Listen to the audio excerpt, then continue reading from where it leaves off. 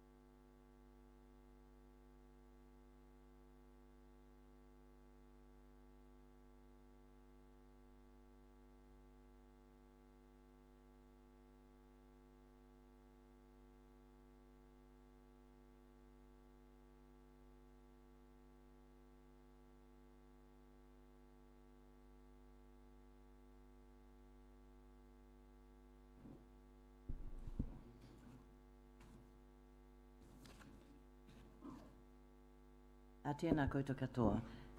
Good morning, Your Worship, councillors, members of the committee. We do have members of the public here and the press as well. Nau mai haramai. Welcome to our Strategy, Policy and Finance Committee meeting today, the 13th of June 2019. May I take this opportunity to welcome students from Rere Whakaitu, from your school. It's nice to have you with us this morning, and I understand that I know that you're going to be doing a presentation, so welcome to you this morning.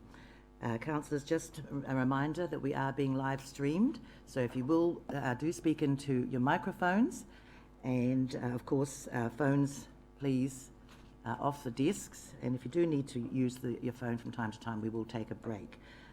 So we're being live streamed, so to those who are watching from afar, welcome to this meeting this morning.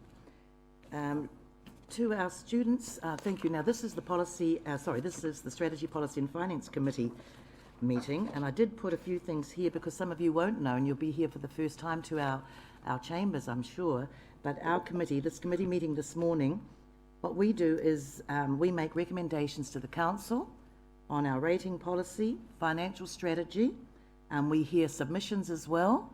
So this is one of 2 standing committees that our council has, and then of course we have our full council meeting as well. So I know that will be all new to you, but certainly it's one of the important council meetings that we have throughout the month. So welcome to you this morning. I'd like to, first of all, before we commence our meeting, I would like to ask, as you would know, we do have an elected mayor of our city, Mayor Chadwick, and I'd like to give her an opportunity just to speak with you this morning before we start our meeting. Thank you, Steve. Tēnā tātou katoa, ngā mihi nui kia koutou, and welcome to this council chamber. This is where we as councillors and board members and our partner board, Te Tata o Te Arawa, make decisions about our district. And it's fantastic when we hear young voices. And you are being political today, and you've put together a process, and I'm glad that Hugh came out and worked with you, and now Rob walking beside you, about when you're worried about things, you can do something about it, and bringing it to us, and we listen. I know you've been through submissions, but it's great for our committee, because everybody on this committee is also on the council meeting that sign off recommendations from this committee. And it's wonderful to hear your voices. I can't believe the depth of the research. That's been mathematically very challenging for you, but we're really looking forward to hear your voices, and then we'll consider. So I won't say any more about what's happening around the country at the moment, other than to say at a big meeting of mayors from the rural and provincial sector on Friday last week, we were talking about the impact of road speeds, and especially in the rural sector, and schools. So it's going to be interesting to see in your submission and hear, does that really match what some of the mayors from rural parts of the country are concerned about too? So we're looking forward to it. Just relax. You've got the knowledge that you're presenting behind your submission, and enjoy it today. Thank you, Your Worship. So we'll commence our meeting now. Apologies, please. I do have one apology from Councillor Maxwell. Councillor Maxwell is away on council business. So is there any further? No further. Thank you. It's been moved by Councillor Stewart, seconded by Councillor Tapsell, that the apologies from Councillor Maxwell be accepted. All those in favour, please say aye. Thank you. Carried. Any declarations of interest this morning? Carl, thank you. Urgent items that are not on the agenda. My goodness, we've got a flurry of hands. I'll go this way perhaps first. Mr. Phillips, Thomas.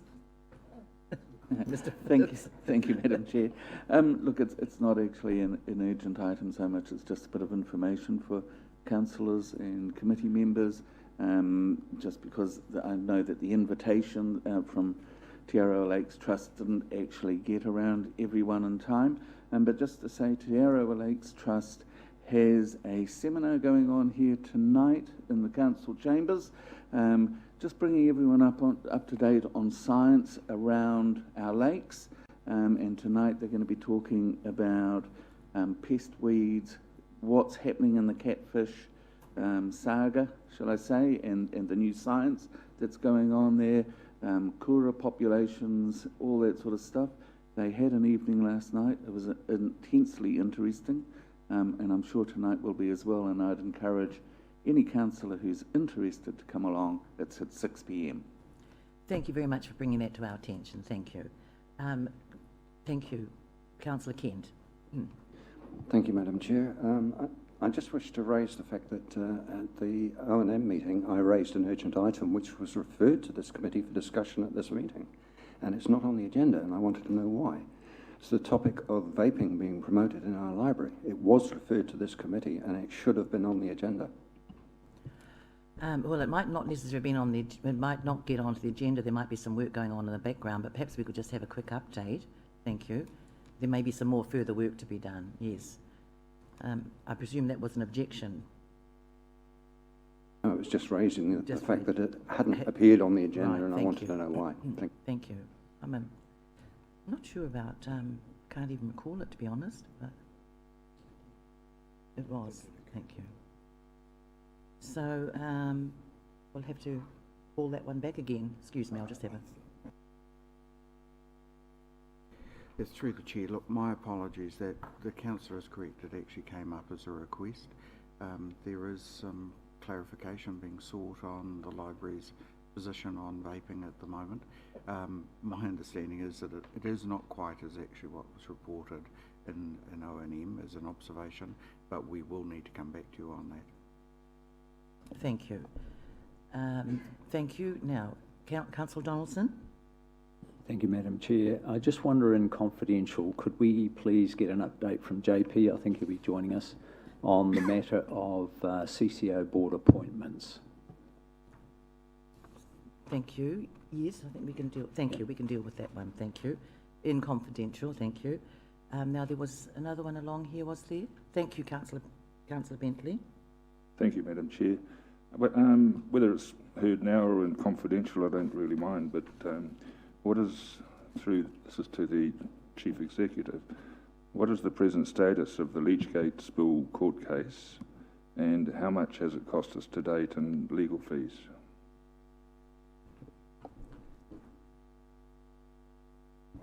Yes, thank you. Thank you. Yes, the CEO has just said that in confidential he'll provide an update as much as he can at this point with the information that's available. Thank you. Is there anyone else? Oh, thank you. Sorry, Councillor Stewart. Madam Chair, I seek your clarification. Maybe I should have brought it up in the declarations of interest, but there has been public comment on a public website and Facebook page questioning my integrity in terms of the fact that I have not declared an interest with regard to property sales, special housing areas, where voting is required. I have always declared an interest, and I make sure, and Una is in particular pedantic about this, I make sure that when the minutes are confirmed that is recorded.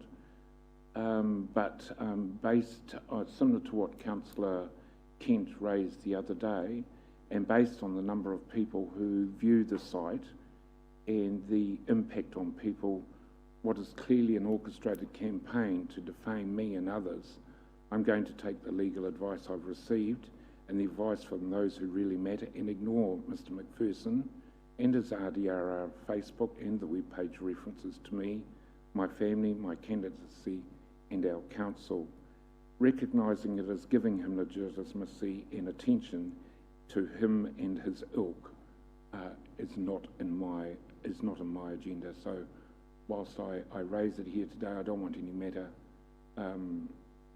I don't want any action taken on it because I have the action in my own hands by ignoring it. But I think that Councillor Kent and myself and others around this table have been subject to this line of defamatory accusation, and I responded in the only way I knew, just to say that I have complied with the New Zealand Auditor General's recommendation that I withdraw from any matters relating to property sales or the special housing areas when a vote is required. When a report is received, and I've had this clarified since, when a report is received, as it was at the last O&M meeting, I do have the right to stay in the meeting because it's only receiving the report, which was tabled, moved and seconded by others. So I just thought that needed clarifying this morning, Your Worship. Madam Chair. Thank you very much, Councillor Stewart. I know that you're very particular about ensuring that you're, that you're taking no part and you always want it recorded, so thank you for that. So thank you. So we'll move on now to our confirmation. No other further items of urgent business. Thank you. Confirmation of our minutes. The minutes of the Strategy, Policy and Finance Committee meeting held on the 16th of May 2019. May I have a mover and a seconder for the motion, please? Thank you, Mr. Thomas. Thank you, Mr. Berriman-Kemp. Are there any corrections, changes or amendments to the minutes? If not, I'll put that motion that the minutes of the Strategy, Policy and Finance Committee meeting held on the 16th of May 2019 be confirmed as true and correct. All those in favour, please say aye. Contrary, thank you, carried. Yes, yeah. With regard to the draft statements of intent on page 2, where it's, the motion was that the committee resolved to make comment on the draft statements of intent for Infocore Rotorua Regional Airport Rotorua Economic Development as outlined in the report. Is that done at an operational level, that if there are any issues in those drafts of intent, that they are managed operationally and we get advised if there are any alterations? That's correct, yes. Thank you, Councillor Stu. Thank you. And now, of course, we have our a presentation and by the students from Raukawa-Tait School, the Road Safety and Speed Limit Review undertaken by the students. So I'd like to invite the students to speak to the presentation this morning. No, you're ahead of the just ahead of the agenda at this point. We're just receiving their presentation at this point.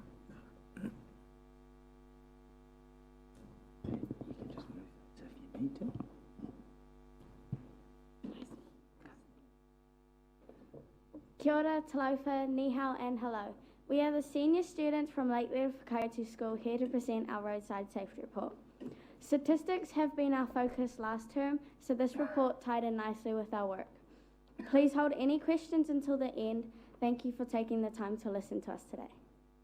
Our purpose. We would like to change the speed limit outside Lake Raukawa-Tait School. This is for student safety. Student safety is an important value at our school, both mentally and physically.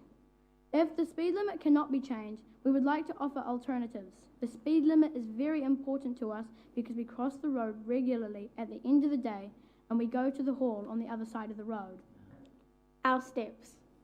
We started an investigation with a visitor from the Rotorua Council, Hugh Booton, who gave us advice on how we can make a report. He gave us some evidence and we measured the difference in a car's speed limit and times it takes to get to us. We gathered information as a class from students around the school. We had a visit from Amanda Armour, a parent who was concerned about the speed limit outside Lake Raukawa-Tait School.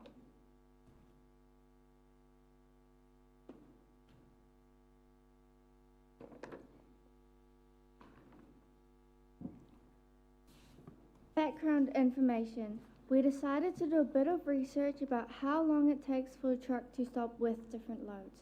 This way we can gain more understanding of trucks and cars. A fully loaded truck travelling at 65 kilometres an hour takes 36% longer to brake and stop than a passenger car travelling at the same speed. A fully loaded truck travelling at 105 kilometres an hour takes 66% longer to brake and stop than a car travelling at the same speed. Wow, that's a long time for a truck to stop with and without a load, especially outside a school with a 70-kilometre speed limit. As a country school, we are surrounded by a forestry area and dairy farms. Therefore, we get many cars and trucks travelling to and from work. We decided to count how many cars, trucks and other vehicles that passed our school between 9 a.m. to 12 p.m. on a Wednesday. Here is the tally. As we can see, 82 cars, 12 trucks, 3 milk tankers, 14 log trucks, and 4 tractors passed us within 4 hours of the school starting. We found out that 115 vehicles passed our school within a critical school time. There are over 69 students at Lake Raukawa-Tait School. Therefore, they are all exposed to the dangers of a 70-kilometre open road.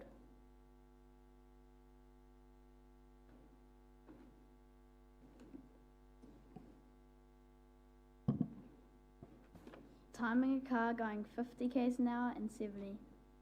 We worked alongside Hugh Booton, who showed us how to record how long it takes us when we see a car in seconds and when it passes us. This will give us some information on how long we have to cross the road safely. We timed a car going 50 k's an hour and 70 k's an hour. We timed them from the moment we saw them and the moment they reached us. This helped us to judge how long it takes for us to safely cross the road. After we had timed the cars, we put the results into a table. We had 7 timers that took note, and we found the average of these numbers and placed them into a table. The arrows represent which direction the car was coming from, but on either side of our school there are corners, so it's fairly even.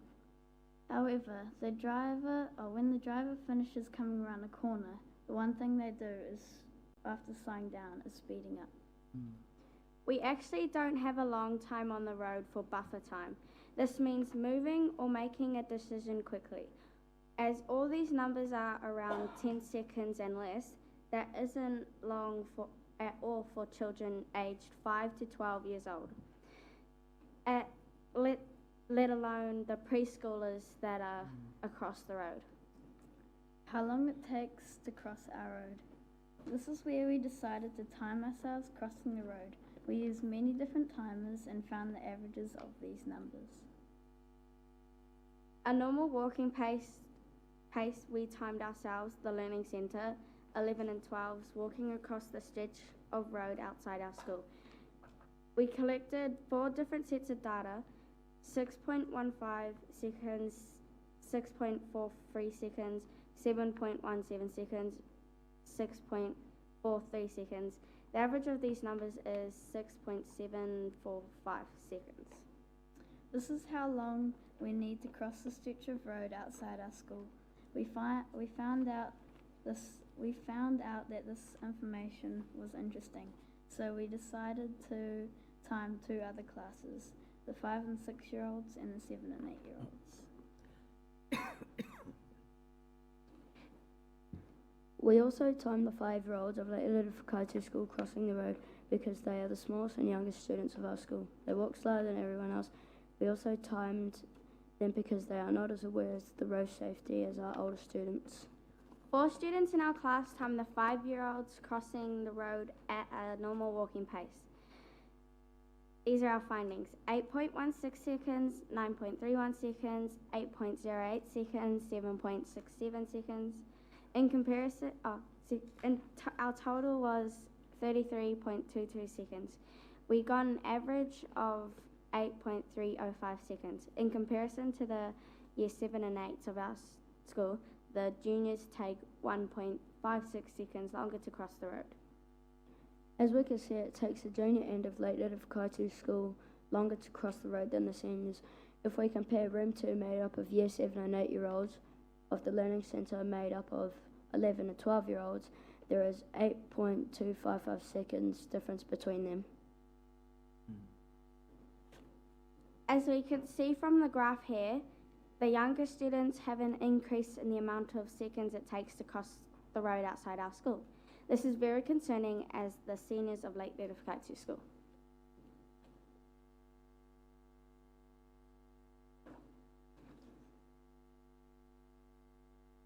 Comparing these 2 sets of data.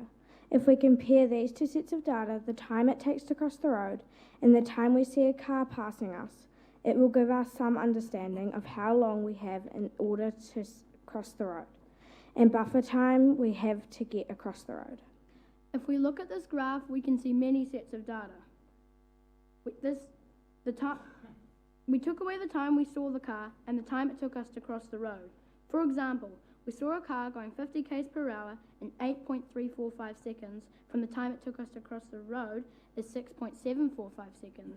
We have 1.6 seconds of decision time on the road when a car is driving past the school. That is not very long. There are many concerning numbers. Room 2, made up of 7 to 8 year olds, have 1.2 seconds of buffer time on the road. This is highly concerning. Furthermore, from our findings, we think it is essential that we change the speed limit to ensure the safety of our students. These numbers from our findings support our conclusion. Also, if these cars speed up, we get even less buffer time. How students of Lake Raukawa-Tait come to school. We decided to find out how our students come to school. We have a small school, so it's easy to find out how everyone comes daily. We made a tally of our findings. 3 students walked, 40 students bus, 6 students bike, and 12 students come by car. We discovered that 7 students who are close to the school don't walk, instead come by bus or car. We asked these students, and the most common answer was because it was too dangerous or because their parents wouldn't let them. This is our information in a graph. It is very interesting to see the range of numbers, and at a small school, however, no matter how anyone arrives to school, we are all next to a 70-kilometre road per day. We had some students away during this poll, so the numbers don't add up to 70 exactly.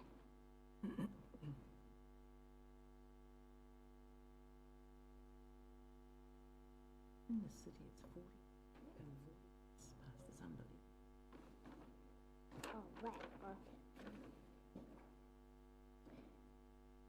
Roadside speed camera. For 2 days, the council placed a roadside speed camera to let us know how fast cars were going past our school. The highest speed was 95 kilometres an hour past our school. That is too fast for vehicles to travel past our school. A car going 100 kilometres an hour in a 70 kilometre zone, if caught, will only get a fine and some demerit points. But if the speed limit was 40 kilometres an hour or 50 kilometres an hour, the driver will face licence suspension or even having their car taken away.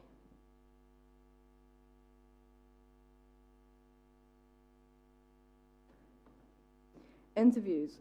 We decided to find out other people's opinions around the school and the wider community. We interviewed our school principal, Patricia Purdy, and our school whānau member, Joe Roberts. Both the principal and community member have been around the school for many years. We made a list of questions and emailed these members. Here are some of their responses. Fire Patricia was highly in favour of the speed limit being reduced. Her main priority and concern is for the students of Lake Raukawa-Tait to be safe while they are enjoying school. She has even said that during school hours the speed limit should be 40 k's, and outside of school hours it should be 50. We also asked Fire Patricia if she thought changing the speed limit would make a difference. She said yes. Lower speeds mean people can stop more quickly if needed. There are heavy vehicles travelling through our district, and community children are not used to these roads. And while we teach road safety, we have protocols for crossing the road. It would increase the safety if the speed limit was lowered. Attached on the online document and the physical copies that we give you is the extended version to this interview and more questions that we asked. Jo Roberts is a very passionate member of our school community. She said 70 k's per hour is way too high for driving past a school, considering also needed to be given to the fact that the school is a high user of the community hall, which is on the opposite side of the road. The play centre is also on the opposite side, and there is a fair bit of road crossing by both parents and children. This just reinforces what we were saying before.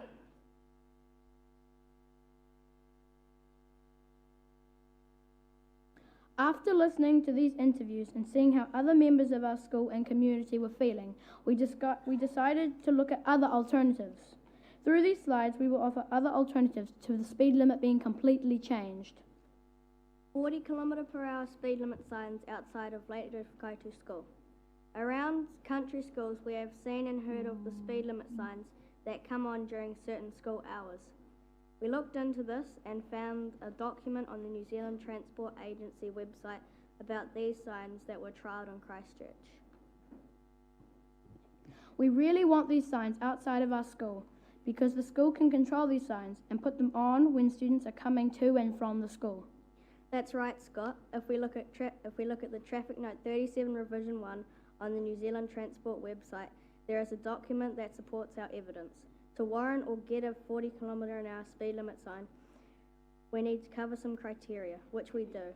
Traffic Note 37 Revision 1 is a report created and investigated by the New Zealand Transport Agency on the effectiveness of a timed speed sign in schools around Christchurch. There have been multiple versions of this document. However, we only looked at Revision 1 and 2. The criteria that these documents started to get a timed speed sign is there's a high level of school-related activity on the road outside the school, with at least 50 children crossing the road or entering or leaving vehicles at the roadside, which we do. We have 70 students at our school. The mean speed of free-running vehicles is greater than 45 km/h. This is true. The speed limit outside our school is 70 km/h. There are school-related activities occurring on the main traffic route. We cross the road regularly for school-based activities across the road. We also have other alternatives such as zebra crossings and speed bumps. As you can see on the slides behind me. However, we really want the speed sign because it covers every conclusion that we have thought of so far, and we qualify for one.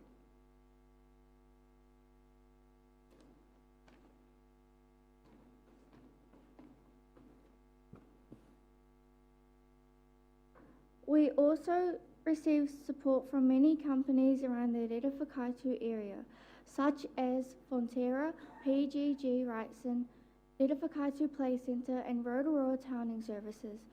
This just reflects the support and need for the speed limit to change. These documents will be attached to all the reports that we give you. Our final conclusion. As we can see, students at Lake Rere Whakaitu area are exposed to the dangers of an open road with the speed limit at 70 km/h. This road is incredibly wide and takes a long time to cross. The road is filled with an instant flow of heavy vehicles who are coming and going from work. We conclude that the speed limit needs to be reduced, or we need an alternative to keep our students safe, such as the speed alternatives that we suggested beforehand.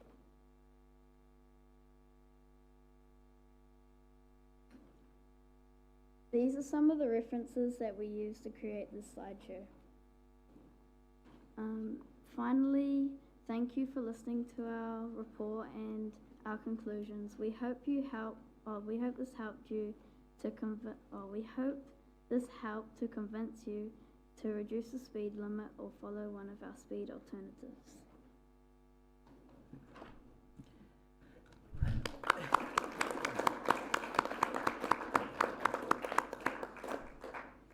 Thank you very much for your presentation this morning. I've just been sitting here and thinking, we hear a lot of presentations and a lot of submissions, but I have to say that this would be one of the best. Thank you so much, each and every one of you that's presented this morning. Thank you. Because your data was very easy to understand. You know, it's very simple, it was very, very easy to understand. It was very wide-ranging. It was an excellent presentation, so thank you very much.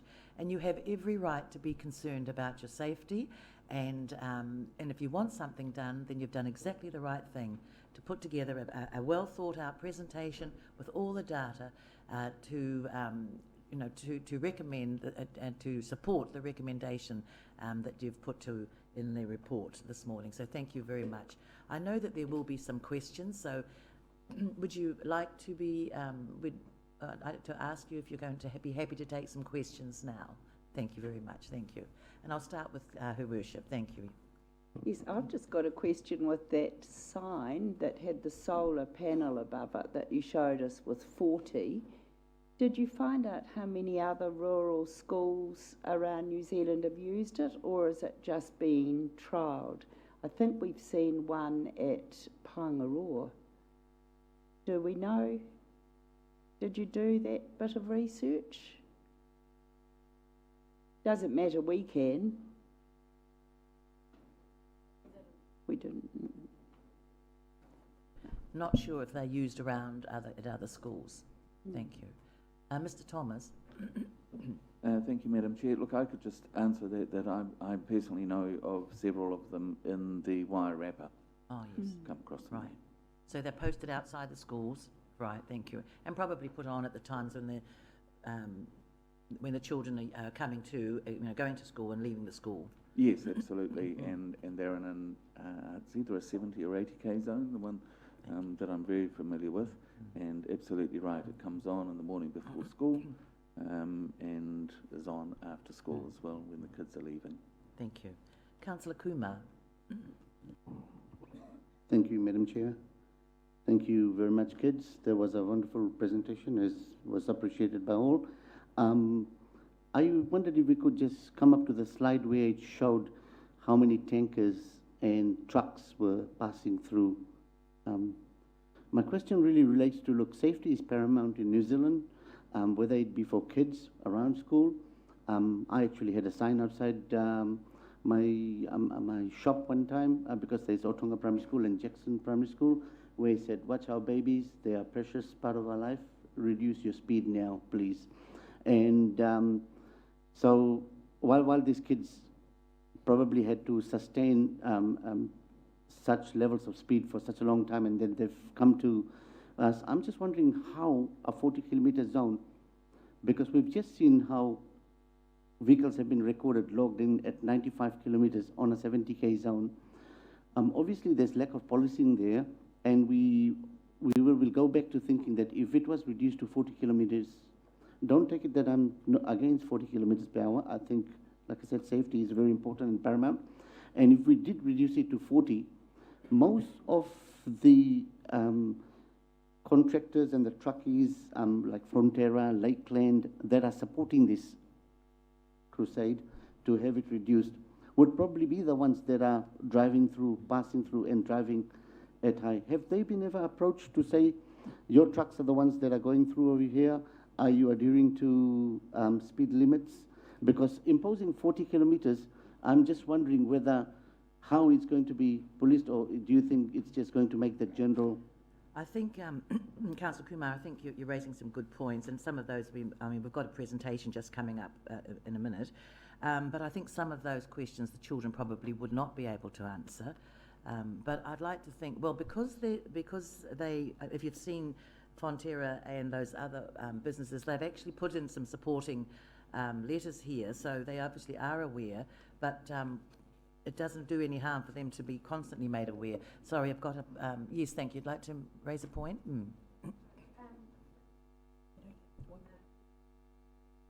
Sorry, can you come to, it's just so that we can, and we are being streamed live, so it would be good for everyone to hear. The millions out there. Hello, sorry. The trucking companies that were contacted was quite an array. There was in total, I think it was around 12 companies. Some of them were trucking companies and some of them were local suppliers like vets and rural suppliers. And all of them were amazed. All of them were in support of lowering it to 50 through the village and 40 past the school. I think what's really important is that the trucking companies are in support of it and were very amazed. The truck drivers might be the ones that are going at that higher speed through the village. Their job's on the line. You know, so if it is that the trucking company is in support and the trucking company says, we're in support of lowering this, the speed gets lowered, they're going to have a GPS on their truck. I'm pretty certain if the police don't catch them that their boss will. So I'm not too sure that it is such an issue of whether or not the trucks are going to slow down. If they don't, they probably aren't going to be driving the truck for much longer anyway. Thank you. I think any of the companies, the towing companies or the Fonterra, I think they'd be appalled to think that someone is going at 95 k's past the school. So thank you for that clarification. Councillor Bentley. Thank you, Madam Chair, and thank you, Raukawa-Tait School, for your presentation. It's wonderful. It makes me very proud to be a past pupil. Way back in 1959, I started there. So thank you for that. My question is, do you ever see a police enforcement representative out there to look after this speeding drivers? Or?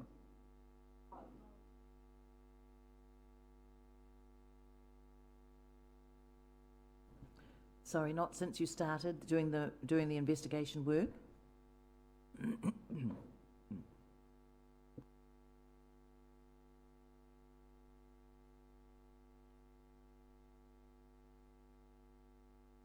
Thank you, that would be helpful.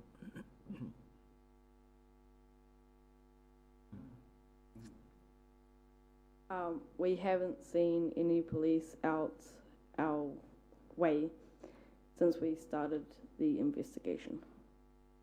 Thank you very much. So, Councillor Stewart. A couple of direct questions. Is there a zebra crossing outside your school? No. Okay. And are there logging operations being done beyond Raukawa-Tait School on a regular basis? Yes. Okay. And in the photograph it showed the road obviously from the school side. When the school bus arrives, does it park on the opposite side of the school and all the children have to cross the road?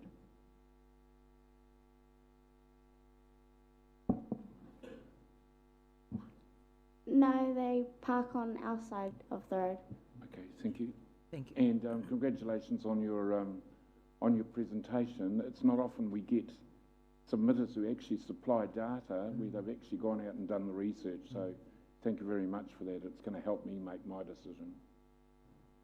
Thank you. Ms. Mohi?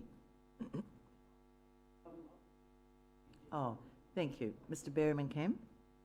Yes, kia ora. Thank you, Madam Chair. And look, thank you for an impressive presentation. What you've heard is we receive a number of submissions, and it's been said before, the coherence of your argument and your methodology is very compelling. So thank you for that. I actually don't have a question about your report because it's answered every question that I have. But the question I do have is, are you open to sharing your methodology, what you did, with other rural schools?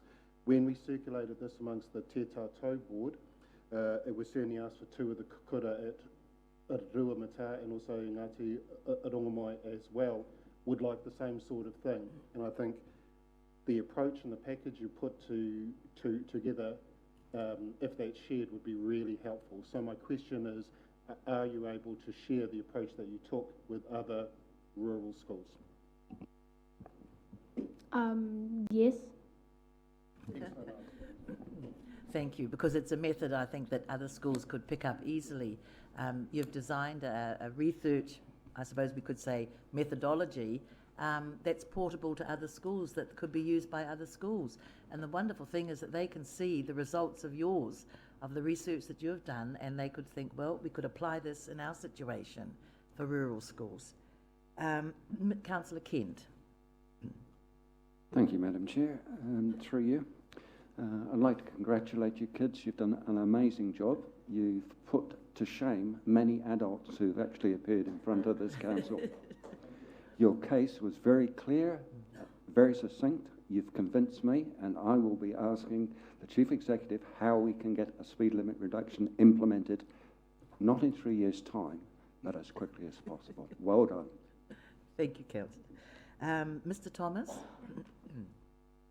Thank you, Madam Chair, and I'd like to congratulate the school as well. And I had the privilege of sitting in on their presentation to the Rural Community Board, and as this time, at that time, it blew us all away. Fantastic presentation, great level of detail, and just made the whole idea of a speed limit lowering a no-brainer, I think. I've really got a comment rather than a question, because I do think that the school kids have preempted all questions, and it's just around, there has been a little slight focus in the questions on people speeding past the school, and I think you will always have people speeding, doesn't matter what the speed limit is, but I think the point we need to remember is the school is asking for a reduction from 70k, so people can legally drive past the school at 70k, and they're asking that to be lowered 20 or 30 kilometres an hour. So I think we need to keep that in mind, that that people are legally going past the school at 70 kilometres an hour, and that's what they're wanting reduced. Thank you. Councillor Gould? Chair, thank you for your presentation this morning. I'd like to thank the headmaster and the trustees of the Raukawa-Tait School for letting the students come in this morning and speaking to us. It's really, really fantastic. I'm going to give a comment on the 40k flashing sign. We've got 2 of those signs in the Rotorua area. One of them is outside the Macquarie Intermediate and Brent Road. It has gone back, wire gone back to the office of Owhara Primary School, which uses a timer. So it's not reliant on a teacher or person turning the switch on, turning the switch off. So it's a case of coming on every morning and every afternoon. With the zebra crossing, the schools normally have a teacher and 2 students manning the zebra crossings, so it's a lot safer for kids crossing the crossing, and it indicates to the cars or the trucks that they have to stop. And the kids are a lot safer just walking across the road. So that's probably something you may have to look at in the future when you get your zebra crossing. Thank you very much, Councillor Gould. And Your Worship, you've got, thank you. Patricia is the principal, well done. She's a woman. But I think for the learning for these students, it's quite good if someone could answer what we do with the information and how we make a decision, and so that they can hear it while they're here today. Not the decision, but just what do we do with their research. Thank you, Your Worship, and I think that's a good segue into the first staff report that we've got, because it actually says, what we're going to pick up on the presentation, and also the recommendations that we might be putting forward to the full council. So I'd like to invite you, students, and the adults that are with you, Patricia and the principal who are with you today, I'd like to invite you to stay and listen to where we are going to take this further in terms of the recommendation that might come from this committee to the full council. So I hope you'll be able to stay with us and listen to the discussion that's going to take place now. So again, once again, thank you very much indeed for your presentation. Perhaps before we move to before we move on to our first staff report, is there anything that the principal, Patricia, or any of the other adults with you who would like to make a comment or two? Please come up and.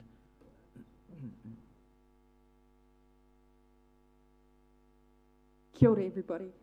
I am the principal at our school, but I have just been absolute oversight of this. This work is due to our wonderful teacher, Miss Harris, and all of these children, and with the support of Amanda Armour, who's a parent in our school. So well done to all of you. There was just a couple of comments about the pedestrian crossing, and we have asked for a pedestrian crossing over the years. We're not able to have one because it's a 70k zone.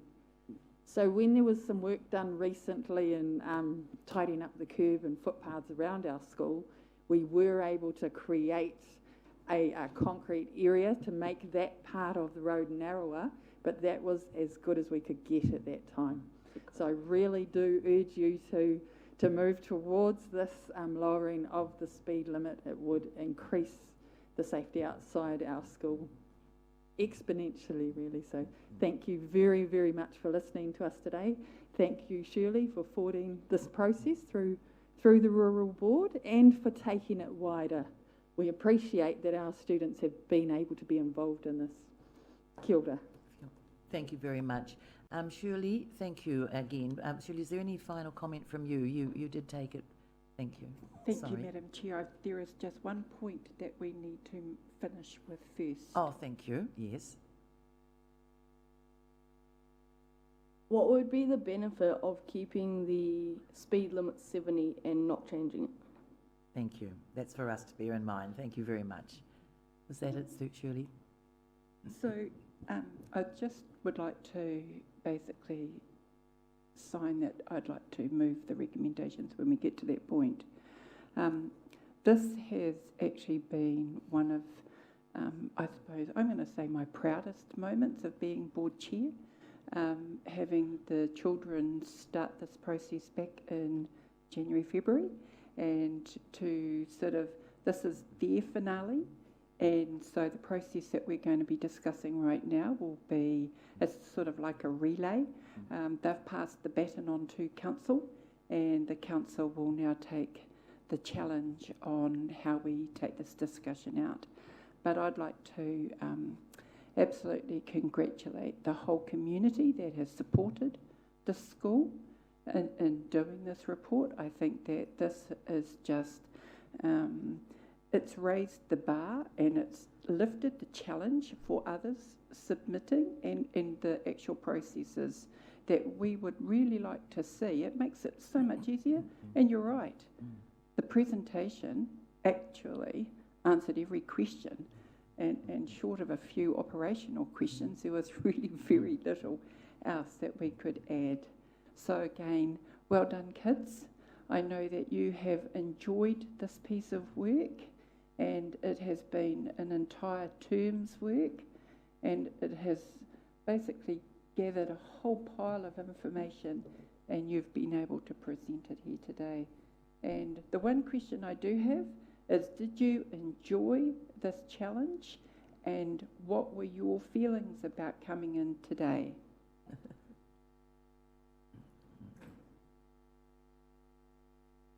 When we begun starting to try and change the speed limit, it was a lot of work and it was really challenging, but I'm pretty sure that most of us did enjoy trying to bring together this presentation to show all you.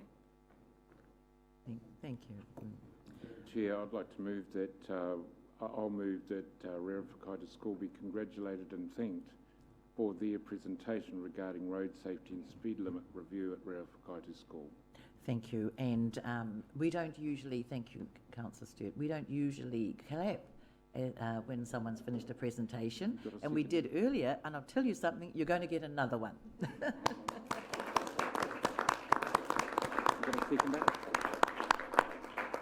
So it's been moved, thank you, and I'll take a seconder for that. Thank you, Councillor Kent. So that's been moved and seconded. All those in favour, please say aye. Aye. Thank you very much. So we're going to move to our staff report, and Mrs. Trumper has moved, but I'll just say that the report, road safety and traffic speed limits around rural schools, be received. It's been moved by Mrs. Trumper, seconded by Mr. Thomas. So I'll put that motion now. All those in favour, please say aye. Aye. Contrary, thank you, carried. Thank you. So now presenting the report this morning is Stavros. Oh, Shirley, Rob and Stavros. Thank you. I won't say a threesome, but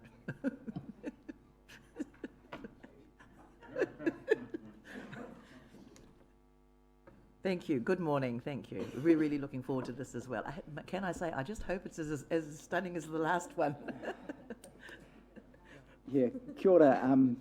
Thank you, councillors and elected members, and te tātou. My name's Rob Griffiths, and I'd just like to present the staff report onto the road safety and speed limit reviews. Is just probably to be as succinct as possible, is just a little bit of the background. Is after the Rural Community Board meeting, was it 2 or 3 weeks ago, Shirley, is that the Rural Community Board passed a recommendation that as part of this report, they would like to come to SPNF, which was to review the speed limit outside of Raukawa-Tait School. And since then, there's just been some discussions between, I guess, the Rural Board, the Lakes Community Board, also Stavros and Jean-Paul, regarding how we can take a little bit more of a strategic approach and try and then look at the road safety and potentially speed limits outside of all our rural schools in one package. And that's to not only investigate them all, come up with a thorough piece of work that can then support the road safety elements to what's happening outside our rural schools, but also make clear recommendations regarding those speed limits. And with that thorough piece of work, we can actually then take that as part of some recommendations and work with NZTA, because as Phil Thomas alluded to, that we've got a number of our schools in our rural area. When I say rural, I mean outside of urban, that sit on a number of state highways. So to look at the district and all our rural schools in one package, we'll then also need to be working with NZTA.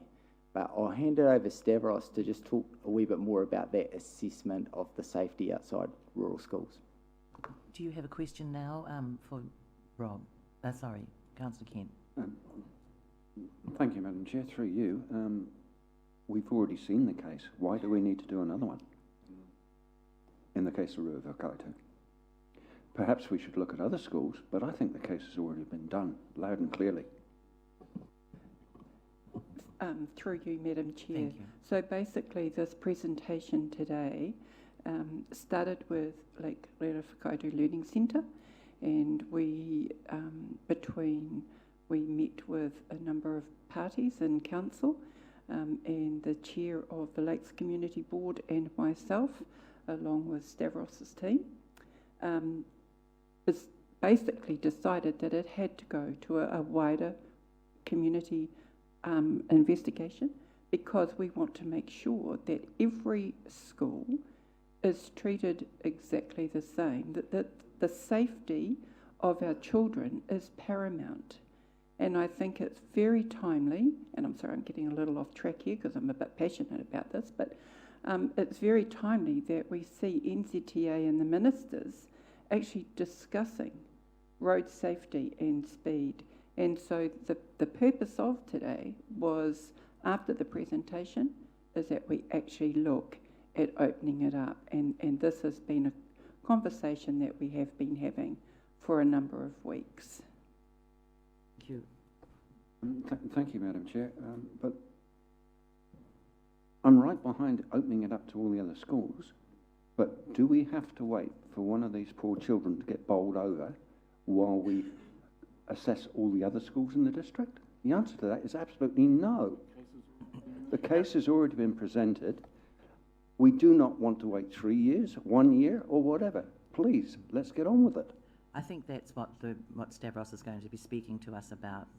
So rather than taking one school in isolation, there's an opportunity to take all schools and do it quickly and as expediently as possible. I would like the presentation to be done first before I take questions. Thank you.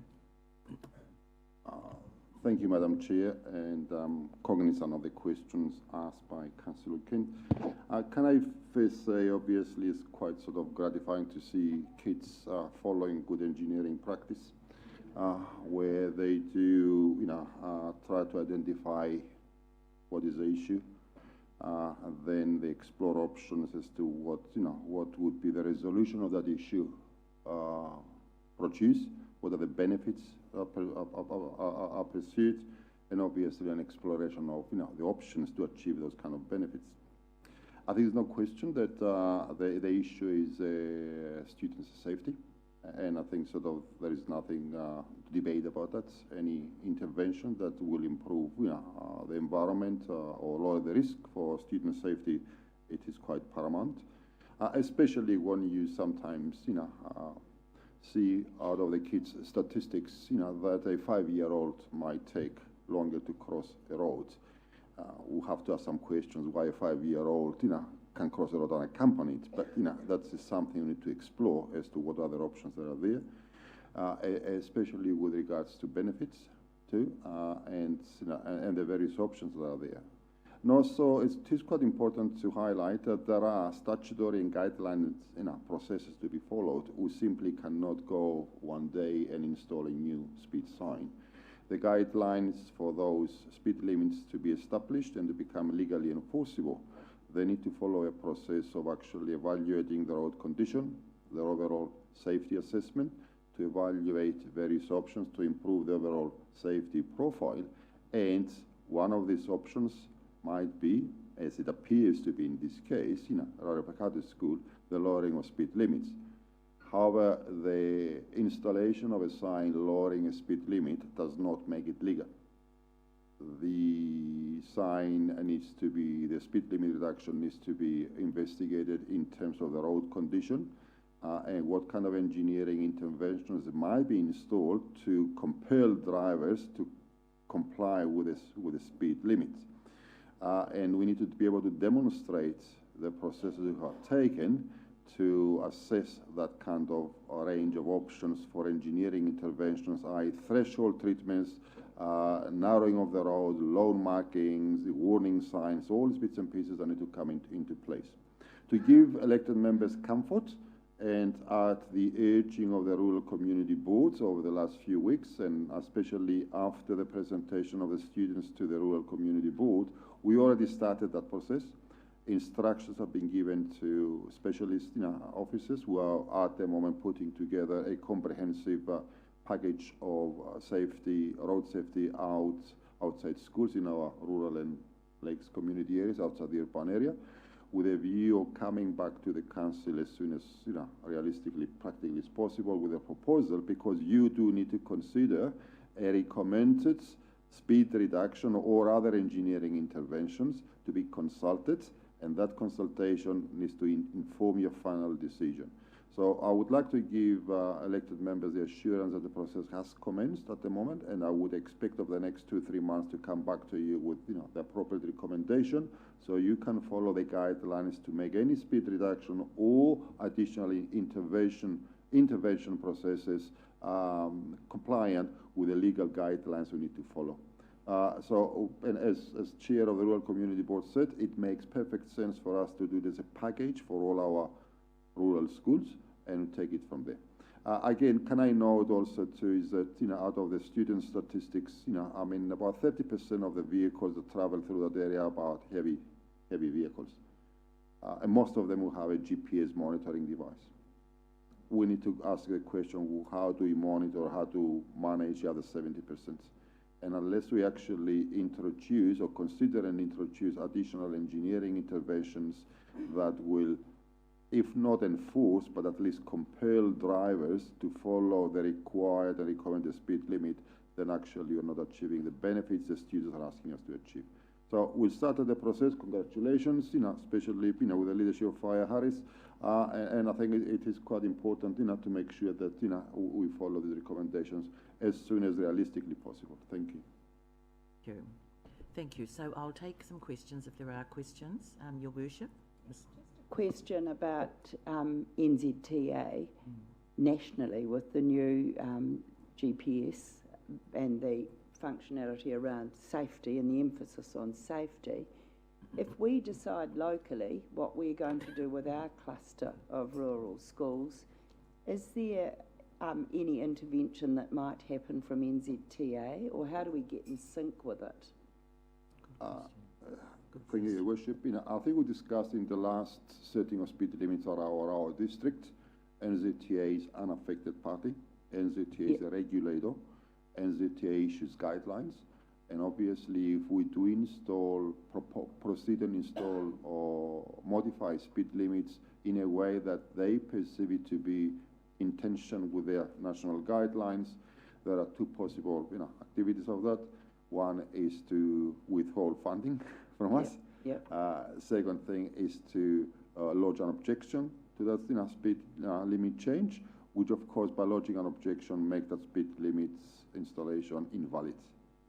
And therefore we do need to follow the guidelines and need to make sure that the national standards are followed and processes to be able to achieve the benefits we want to achieve. Thank you. Ms. Mohi? Kia ora, I just wanted to add a little bit of detail to Eugene Berman's statements around the kura kaupapa that he raised in terms of this comprehensive road safety review. Just in terms of kura kaupapa o Rua Mata, I'm not sure if they're within the urban fence or not. They might be just out, just our rural. So why we've raised that is more that they do not have a formed entry or exit, and they sit right at the start of a double lane, and they're on 100k. So just needing to, highlight that needs to be taken into consideration.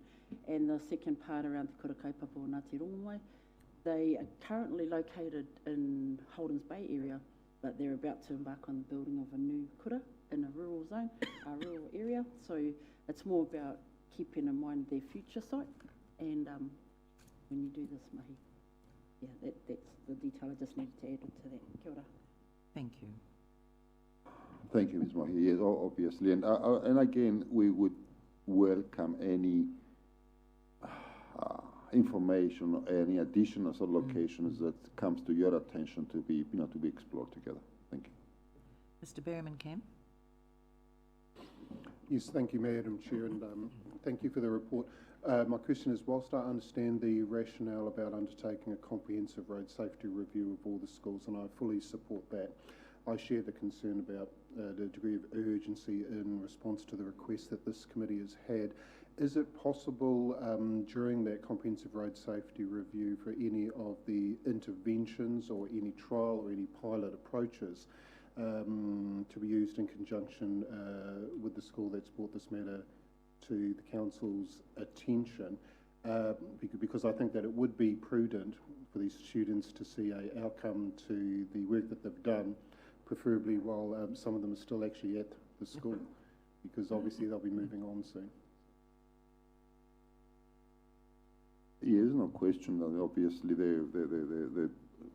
the broad safety assessment that is required for setting speed limits, needs to involve the school kids and the school leadership, in that area. And our staff and the consultants, be working onto that. Will be in touch, with the school very soon to start building onto the evidence that's been provided at the moment to build that case. And obviously, elected members will also be appraised, of that, Also, I suppose I also would like to note, and that's a personal observation, that the school is there, it's been there for a long time, and it's going to continue to be there too.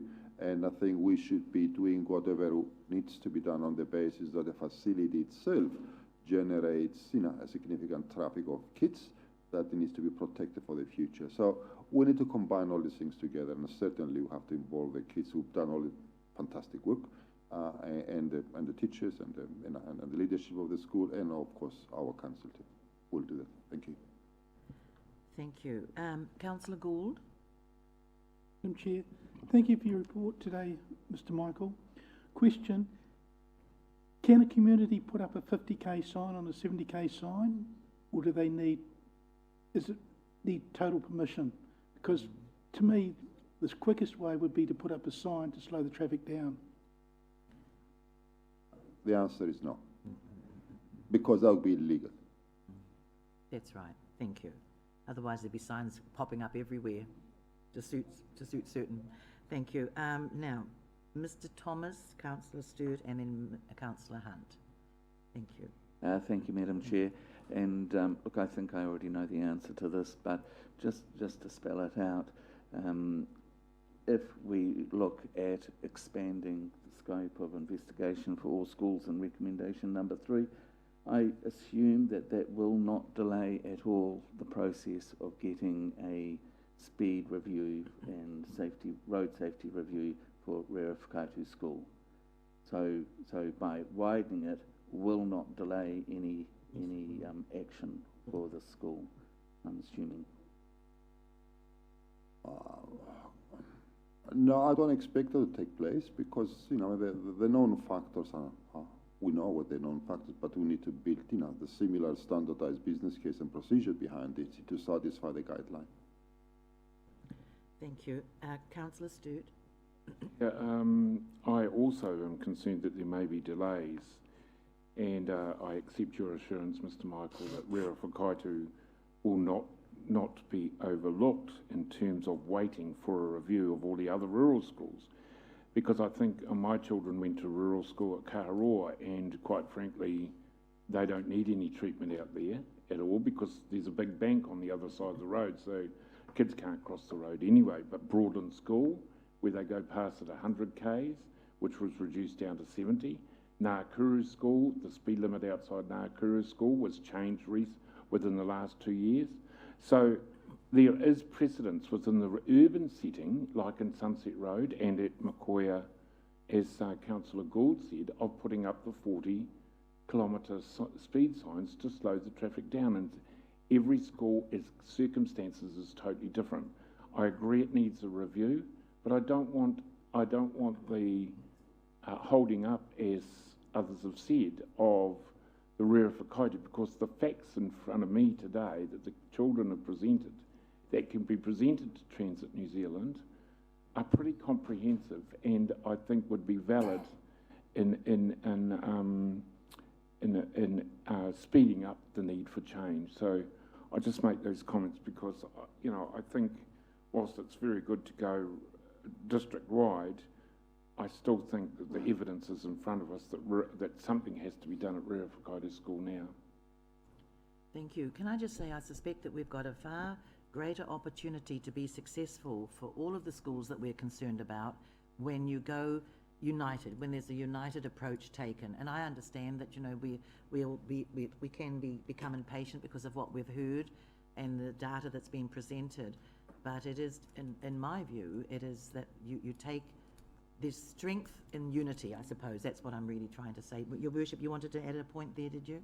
Well, I'm sure Stavros would answer it. But what these children have taught us today, it's stimulated a review of the District of Rural Schools. Well done. I've heard from our engineer that a report will come back to us that gives us the right approach to approach the Roading Authority, NZTA, to say we want these changes. So I heard that we'll get that back within 3 months. And if that is in effect for all rural schools, well done to you. And that's the right process to put the case to NZTA. We can't do it with your wonderful research alone. They have a way, a methodology that requires certain approaches, and that's what we'll do for all rural schools, and that's what I heard today. And that's good enough for me, and well done.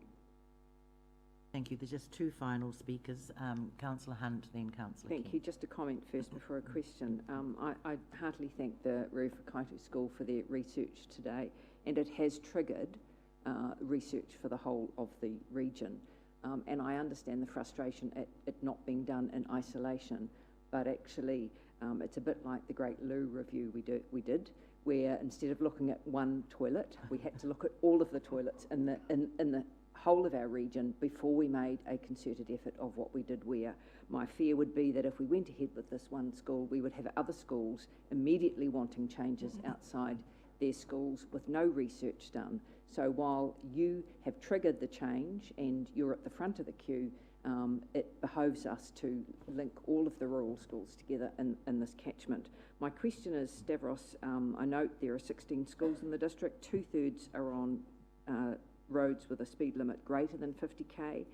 How many of those are on local roads? And if those on local roads, once the research has been done, are we able to implement changes prior to waiting for the state highway one? So do we have to ourselves make that decision as a council because they are our roads, or does that need to be within the whole package of all of the roads, state highways and local? Thank you, Councillor Hunt. It's admittedly, I can't tell you exactly what is how many of these schools are serviced by state highway. Do you know how many?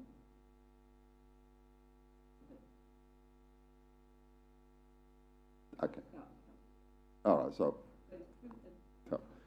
how about? Yeah, so I think the issue here is that changing speed limit on a state highway is slightly more complicated than a network, a local network. However, the same guidelines still apply. Remember, even at a local network, NZTA, who is a regulatory authority in many aspects of the transport network, they are a significant funding contributor to local network. And therefore, unless we are careful to go along with the standards and policies and guidelines that are there, as I said earlier, the possible effects, adverse effect, is that you can go and do whatever you want, but will not be recognized as legally, and the gazetted approach with NZTA will not be funding you. So we have to work with all that kind of framework. As I said, I'm quite confident that that the approach you're taking will give us consistency and replicability in other schools too. So we don't have to respond on an individual case-by-case basis, because the rationale and the overall principle, it is the same. We just have to make sure the guidelines are adhered to protect the organization from aborting interventions where we don't have to do that. Thank you. Thank you. Councillor Kent. Thank you, Madam Chair. I just want to take issue with the fact that people seem to think you can do a number of things at the same time with limited resources. I mean, how many speed cameras do we have for assessing the speed outside these schools? I mean, if we've only got one, you can only do one school at a time. So it's quite logical that if you're going to look at all the schools, it's going to take a lot longer than looking at priorities. Well, who's going to make the priorities? Each of these schools is an individual case. Each individual case needs to be assessed. They will all be different. They all have to be treated as individuals. That's my view. Thank you. And I'm quite happy to know that that our officers are going to get on with the job of doing this comprehensive review. So I'm quite happy. No, I'm going to now. Thank you very much. We've had quite an on discussion. Sorry, yes. Madam Chair, I just would like to second the motions. Oh. It's been moved but not seconded, so if I could second it. Thank you. Now, we do have a mover by Mrs. Trumper and seconded by Mr. Thomas. Now, is that for both 2 and 3 up there? Thank you. All right. Thank you. Well, we've had a very good discussion on this. Thank you. So I am going to put that motion now. That the recommendation from the Rural Community Board be received. Now, that's number 2. And number 3, that the committee recommends to Council that officers undertake a comprehensive road safety review, including posted speed limits assessment around all rural schools, and report back to Council with its findings and recommendations. It's been moved by Mrs. Trumper, seconded by Mr. Thomas. All those in favour, please say aye. Contrary, thank you, carried. Thank you for that discussion this morning. Now I'd like to invite our Raukawa-Tait School students and the principal and the other adults to join us in the Galleria for morning tea. We're going to take a 15 minutes break so we can enjoy some time with our visitors. Thank you.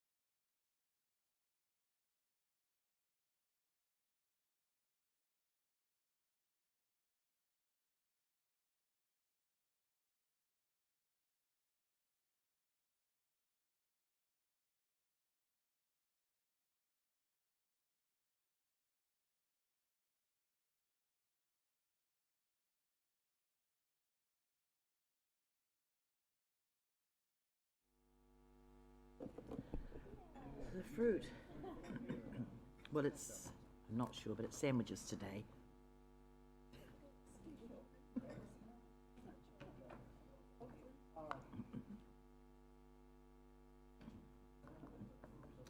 Thank you. We'll resume our meeting. Thank you, councillors.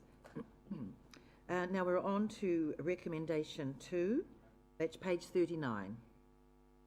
Decision-making following consideration of Council's annual plan information/consultation document 2019-2020. May I have a mover and a seconder, please, to receive the report? Thank you, Mr. Thomas. Thank you, Councillor Hunt. So it's been moved and seconded that the report decision-making following consideration of Council's annual plan information/consultation document 2019-2020 be received. I'll put that motion. All those in favour, please say aye. Contrary, thank you, carried. Kia ora kōrua. Thank you. Good morning. Good morning, elected members.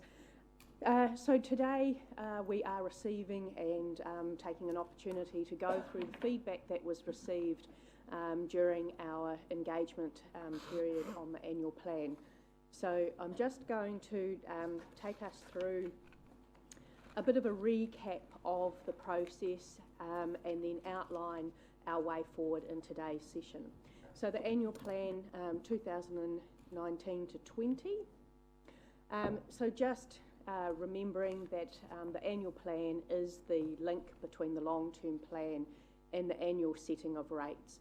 And this is year 2 of our current long-term plan. Our final annual plan document then is intended to be an exceptions document, so it will detail anything that we consider to be different to what we had set out in the long-term plan. So in order to prepare this annual plan, discussions and workshops were held in February and March of this year. And in those sessions, yourselves made a commitment that a commitment to the delivery of the long-term plan, that things have not changed significantly to that direction that you had set in adopting the long-term plan. However, there was an awareness of there have been some challenges, and the challenges were identified as being around ongoing sourcing of external funding, the ongoing commitment to work with our partners and engagement, and that process takes time. The understanding of the condition of our assets, and that includes all the things that we didn't know at the time, and resource consenting. And as we discussed, a lot of those challenges have impacted upon the delivery in the first year, so the current financial year that we're in terms of mainly the delivery and timing of some of those larger capital projects. So we had an agreement in terms of our engagement period, and that our engagement was to be around engaging and informing. So we were using the annual plan information/consultation document as an opportunity to share information on the progress of key projects. And in that, we were also going to signal that Council is supportive of looking at alternative delivery to wastewater services. That information also talked about the support for an overall rates increase of an average of 4.9%, and recalling that the LTP already had embedded and worked into that a 5.1% increase. The engagement document also discussed the introduction of new surge targeted rates out at Rotorua. So the engagement period ran from the 15th of April through to the 17th of May this year. And you will recall that we had a largely online focus this year. We tried something new with an interactive consultation information document.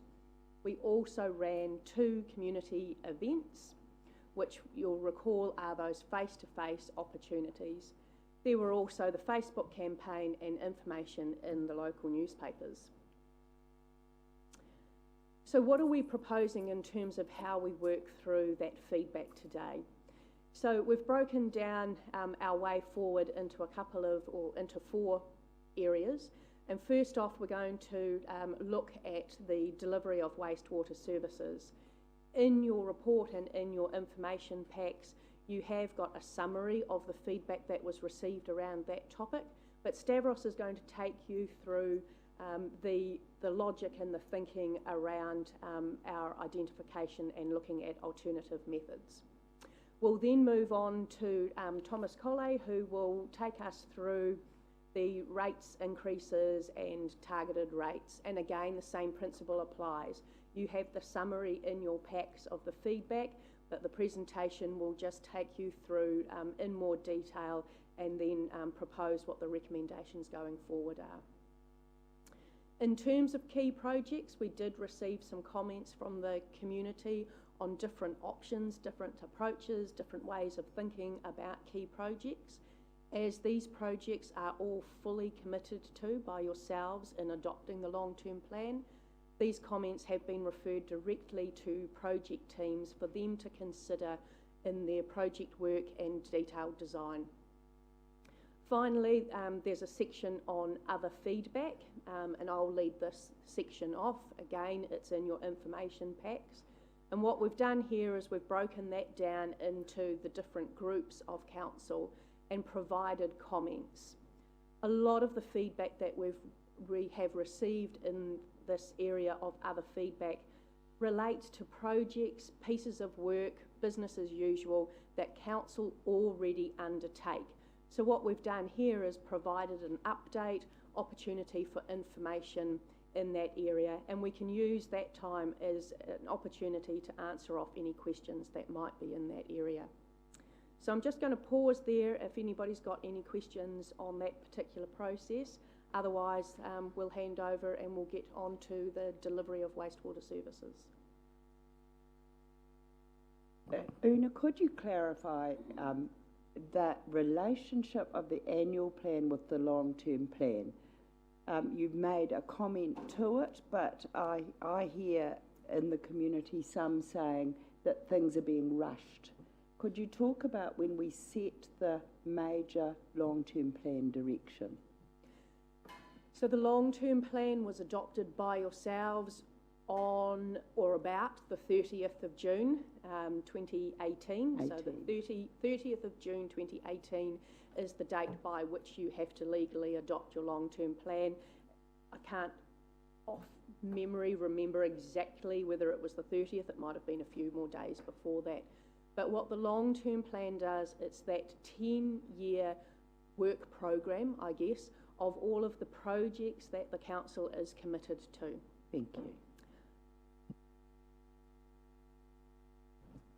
Following up that, Una, that then, when we set the long-term plan last year, it set in train for staff to work on the work program based on the LTP. Yes, that's correct.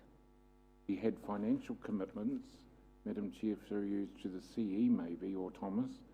So the financial commitments we set last year, in June last year, as Una has just finished saying, sort of led the way ahead in terms of what our program would be and the financial commitments, plus we had to signal where we were going to raise the funds in order to achieve those goals. Is that correct, Thomas? I'll just let the CE wanted to make a comment. Councillors, board members, if I can just remind you, and Una can go into this a little bit more detail, following the last election, in fact our first year was actually spent on developing up and scoping the major projects that you had indicated during the workshops that followed the election. So we spent within the first year a large amount of time actually scoping, assessing, developing business cases, consulting with parties on all of the major projects that were later included into the LTP. So in fact the formulation of the last LTP was more than 12 months in duration. When it came to developing the LTP, my recollection is that we actually spent a 6-month period or thereabouts prior to actually the approval of that document, both working with yourselves in workshops but also actually an external engagement as well.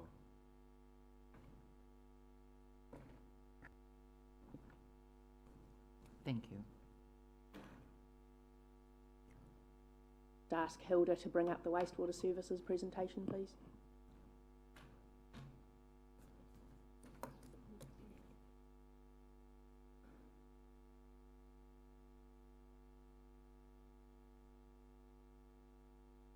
Thank you. Through you, Madam Chair. Although we went through this presentation back in March, this year in the workshop of the Council, we go through, the same presentation again to ensure that we are still all of the same understanding and, and following the rationale for the proposal as it stands in for consultation at the moment. Starting first by a very brief description of what our wastewater network looks like. We've got a significant degree of asset inventory there, comprising pipes, pump stations, interceptors, rising mains, treatment plants, grinder pumps, and the likes, with a combined total value over the next couple of years to be close to about $400 million. As we often talk and we hear about from people about wastewater, it seems to be predominantly focused on to wastewater treatment plants. I would like sort of to bring your attention to the fact that the capital value of our wastewater treatment plants only represent about 1/4 of the assets we've got in wastewater. So it is, simply because we propose to upgrade the treatment plant and so on, does not mean that, the majority of our risks are mitigated through an upgrade of a treatment plant.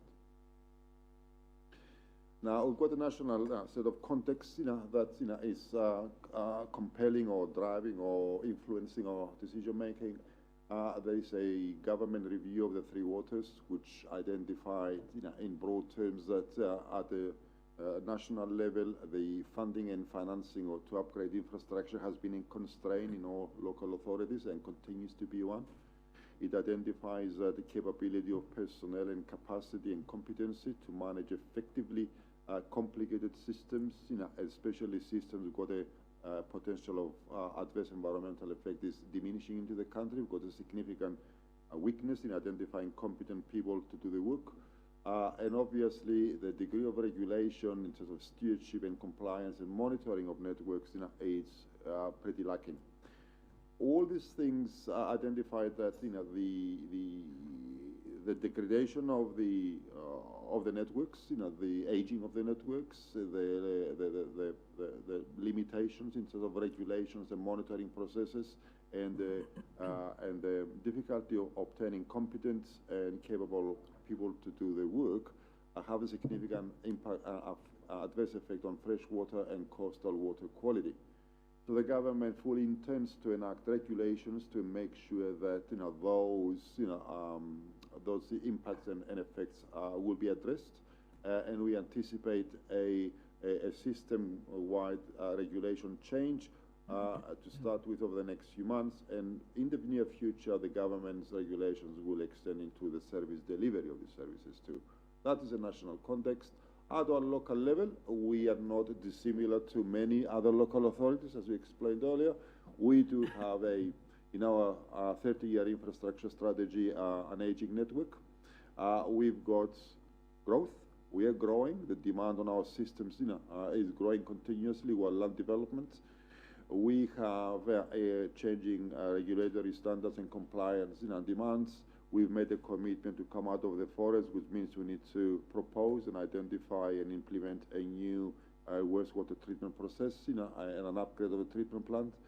We do have a workforce that operates our treatment plant that is, rapidly approaching a retirement age. About 70% of our critical staff, are into the retirement envelope, and it is hard to find suitable and competent replacements to them. We've got the climate change, which contributes to increasing flows into or during wet weather to a treatment plant. We require further capacity and storage and balancing of flows and so on. And of course, at all the time, considering our overall commitments to managing the well-being and the future growth of the district, we've got funding and financing constraints. And of course, we are informed by the Three Waters Review and the emerging government policy and regulations, and what that means and how it may apply to our local situation. So pressure now in the short term, of course, is the level of service, to address growth, we have new schemes like Rotorua that coming on board. We have demands from the Tarawera community, and of course that's consistent with our commitments we've made to the lake's water quality outcomes, to continue to reticulate wastewater away from the lakes or whatever septic tanks. Mamaku in the near future. We've got the community and especially Mana Whenua expectations that we will apply effective kaitiaki role in terms of lakes water quality. Environmental expectations and ambitions are very high for us because we rely heavily on environmental tourism. People come to Rotorua and they want to see an environment that is consistent with our aspirations of a clean, green environment. We do have funding constraints, and of course we've got aging assets that impact onto our ability to be certain and stable and reliable in the provision of the services. We have the treatment plants upgrade proposal that is currently in the resource consent process that will go into the environment court. And then, of course, once we have these issues resolved, we need to think very carefully how to make sure that our networks connects are operated and maintained in line with whatever resource consent conditions will be imposed onto us, which may sound simple, but it's not, it's a lot more complicated than actually operating a plant. So the drivers have got central government and local government control. If we believe that strongly that if we don't actually proactively take steps to make sure that our networks are in fit and reliable and stable condition to address environmental impacts and cultural adverse effects, and to make sure that we maintain their condition to a level that is consistent with a prudent network, the government probably at some point in time will impose it onto us. Then obviously we have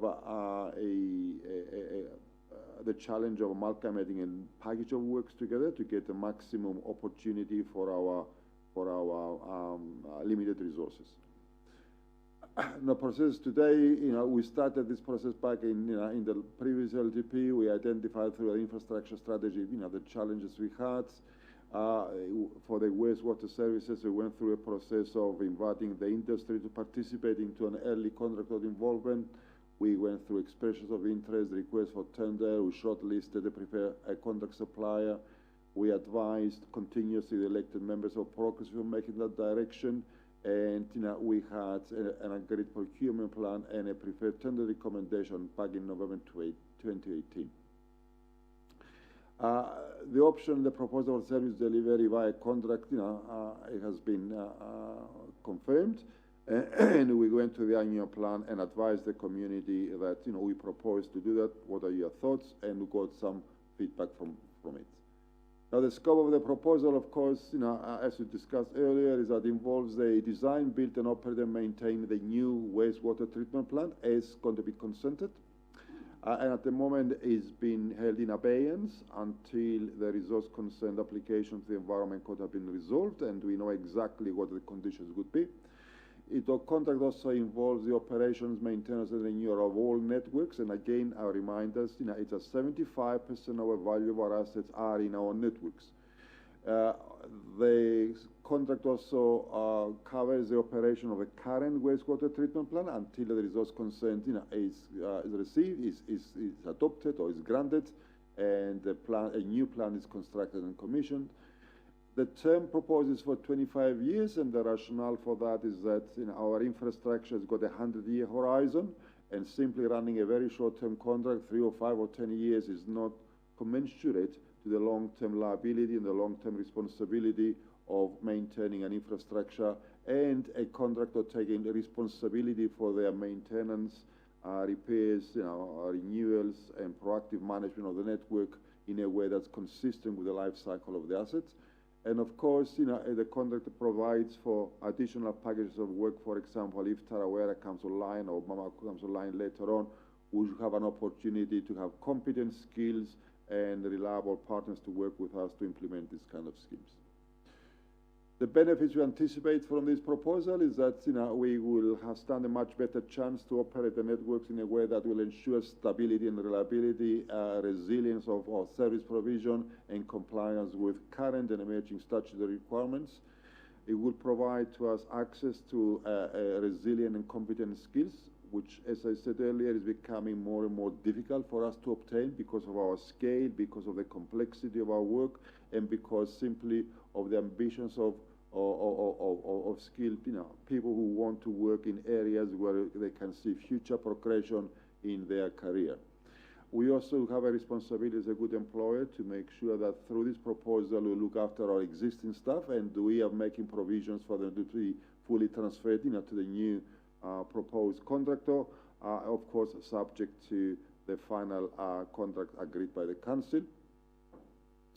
Also, with the benefits is that we anticipate that we will have a long-term cost effectiveness and predictability. We do have a proposal on the table that offers us to undertake all the required services, especially in the operations and maintenance and renewal of our assets at a rate that is predictable for the next 25 years, and therefore a majority of those risks are proposed to be transferred through this contractual arrangement. We will have to operate with people who got experience and depth in knowledge with emerging technology that will give us a better, reliable risk management. And for the first time at the national level, the proposed contractor, has entered into a MOU with a local EU, the Rotorua collective, which they want to participate in a meaningful way in the operations, management, and training and skill transfer of wastewater services to local EU young people through apprenticeships, through sponsorship of training and career development paths. And in addition to Kaitiaki roles and stewardship for the receiving environment and cultural advice as to what's the best way to manage a network that potentially can have a significant and adverse impact on the cultural elements of our receiving waters. Again, it's quite important to emphasize that the council retains asset ownership, retains strategic decision making in terms of these long-term strategies or levels of service, and we don't anticipate in any way that this proposal would transfer that kind of lead agency role away from the council into the contractor. The contractor is rather the lead agent in providing the skills and expertise to effectively manage a network at a reliable level. This just gives us a rough indication as to, provided that you are happy to continue to support this proposal, we now structuring a statement of proposal to go for special community consultation, which you will adopt, or you will agree to, or you will receive and recommend. And we are undertaking due diligence both at the financial, legal, and operational level to give you confidence that the proposal is really consistent with the aspirations we have. And following the special community consultation process, a recommendation will be put in front of the elected members to either sign and proceed with the contract or modify the proposal. Because also our recommendations revolve around that the committee recommends to council to continue to support the ongoing work. As I said, we've been working on that for the last 18 months or so. It's been reported regularly as to the progress we've made at various stages and milestones, and therefore, we recommend that the council supports continue to support the alternative methods for delivery of wastewater services, and that officers bring back to the council a statement of proposal for consultation document in order to undertake a special consultative procedure. So happy to take any questions to that effect. Oh, there's a bit of work there. Thank you. So, Councillor Sturt and Councillor Donaldson. So, comment I've had back in the community, we can, based on what you've just told us, Stavros, this is not the vehicle for privatisation of our sewerage provision. It's the division between asset ownership and the operation of sewerage and wastewater. A similar arrangement as to what we had for our landfill, where we still owned the asset, but the operation was contracted out and it was competitively price tendered. So that's the process that we're heading down, because there is general nervousness out there in the community, whilst you're saying that this government is looking to the three waters, this is not the backdoor way of privatising water, wastewater services away from councils and away from the local decision making, and therefore away from iwi involvement in the development and provision of sewerage services. So I just want to reiterate that. Can you reiterate that that is the case, that we can give that assurance to our community, but what will come back to elected representatives after the election will be based on what the resource consent also says in terms of the parameters regarding that as well. So we really can't move until that occurs. Thank you. I think Through the chair, if I can pick up the answer to that, and the answer is most definitely yes. We council, you retain the oversight, the control, and the direction on the nature of these services. Absolutely, this is actually about the operational side of the business.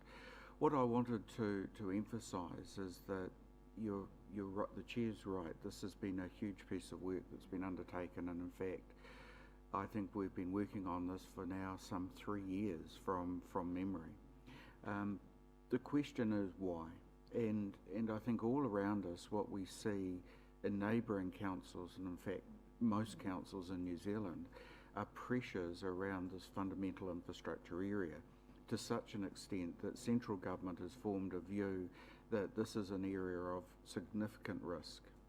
For this organisation, this piece of work is resulting, in my view, in two things. One is, from a community point of view, if we were to move in this direction, we actually have 25 years of absolute certainty about the nature of risk before us, and it's managed through a partner.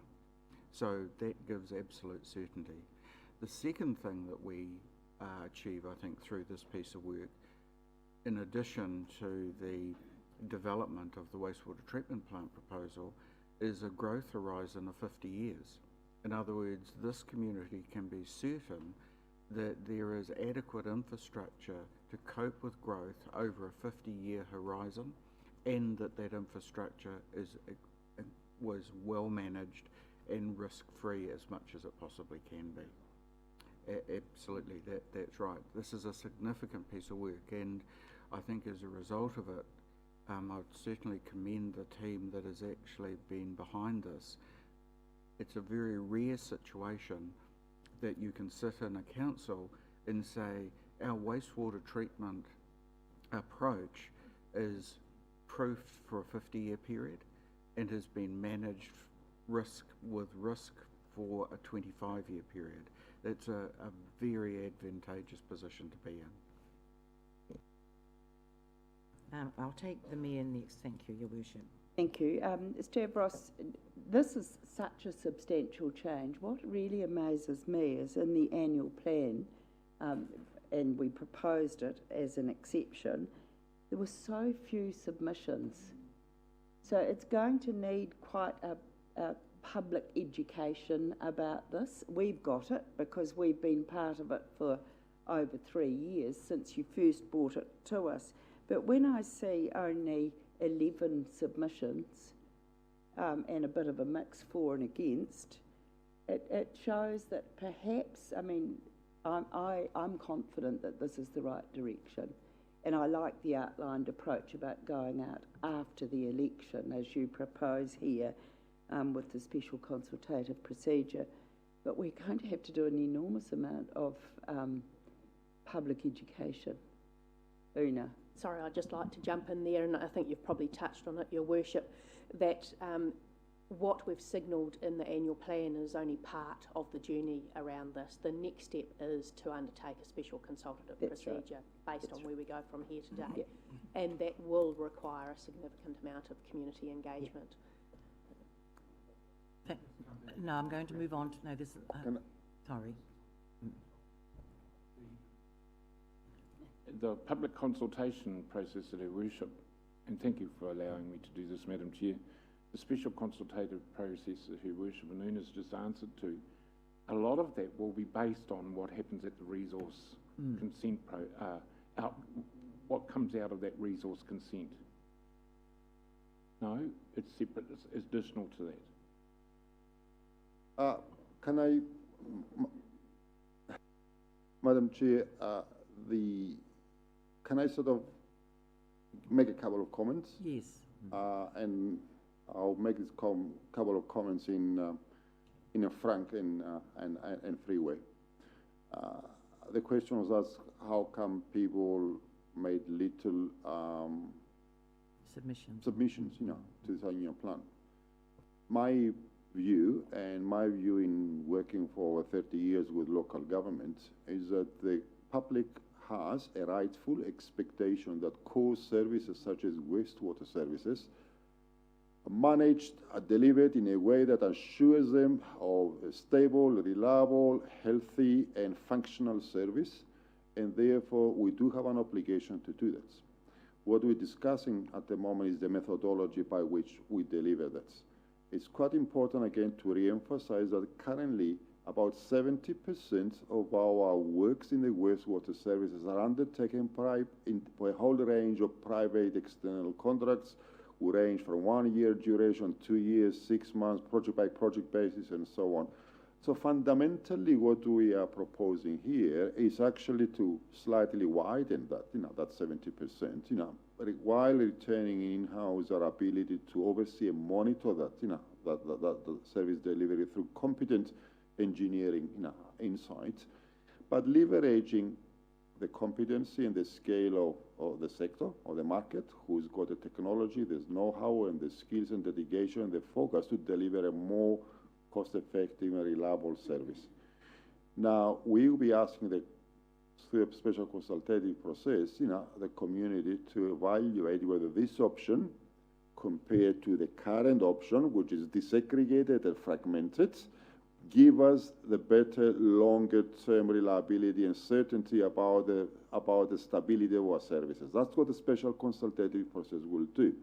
The resource concerns with the treatment plan simply will set up the KPIs of the performance of a treatment plan expected to meet our lakes water quality targets and what is the best way to achieve that. So the two things are connected but slightly different. Thank you.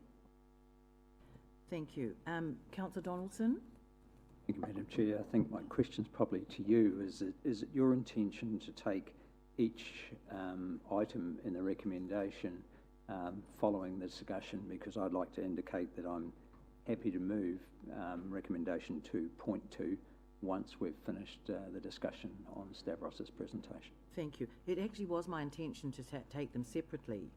So, but what you're saying is you'd like to move one. Thank you. Did you want to speak to that now, or?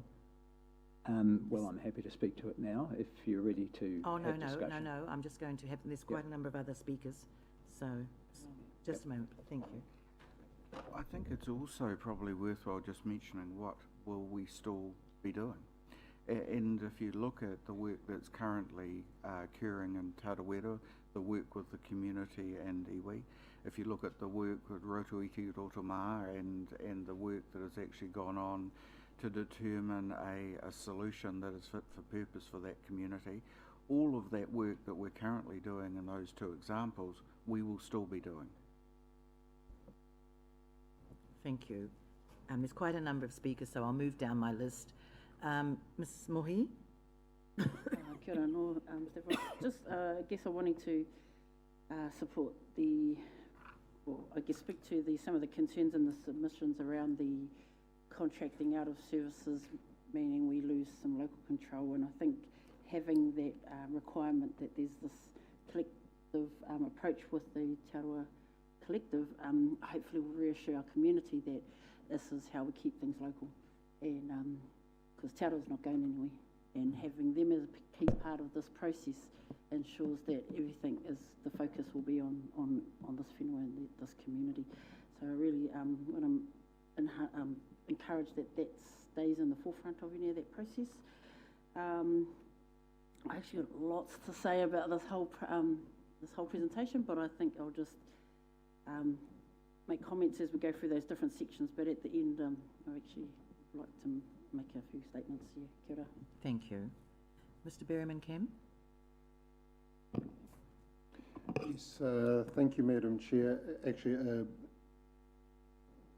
I have 3 questions, some that focus in on this and some might be more appropriate to be covered on just a little bit on, but I'll put them out there right now.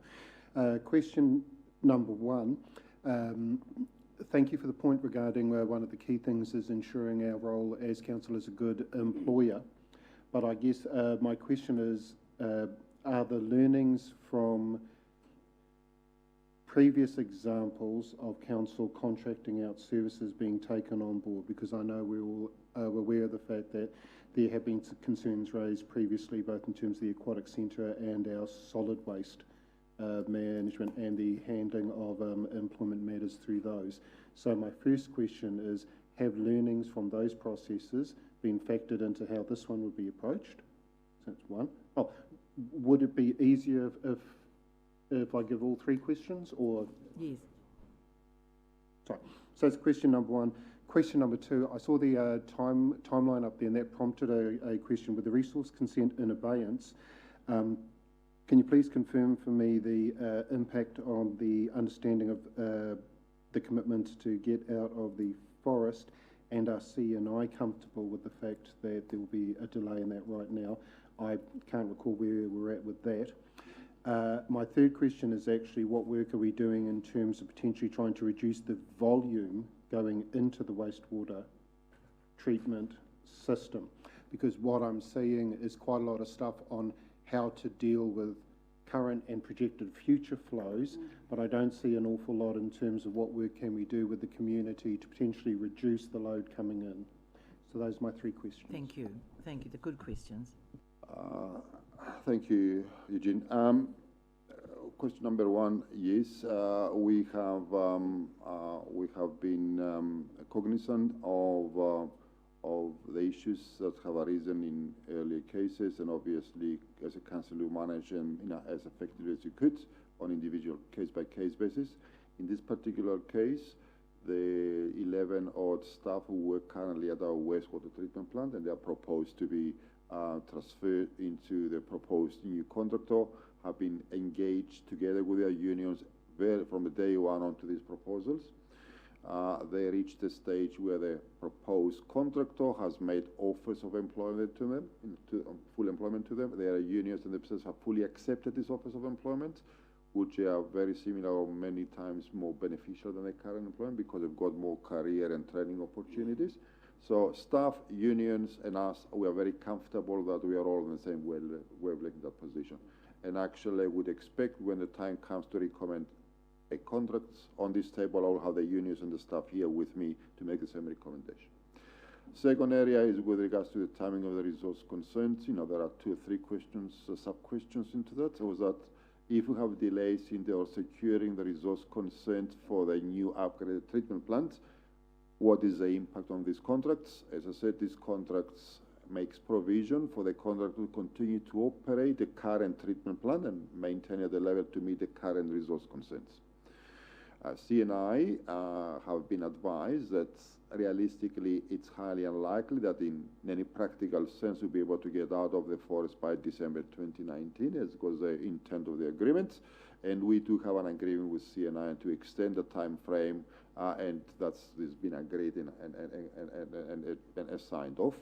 And the third question is with regards to what actions are they anticipated to take to reduce inflow and infiltration, or i.e. wet weather flows in the treatment plant. One of the advantages of this proposal is that the contractor is required to accept and take the risk of managing the performance of the current and the future waste treatment plants in a way that meets resource consent. As a parcel of that, as a component of that, they're required to absorb an annual growth into the district of about 0.7% per year, which is consistent with our medium growth scenario. But in order to accommodate growth, they need to continue to manage and have the lead agency responsibility to manage inflow and infiltration into the system to compensate for additional growth.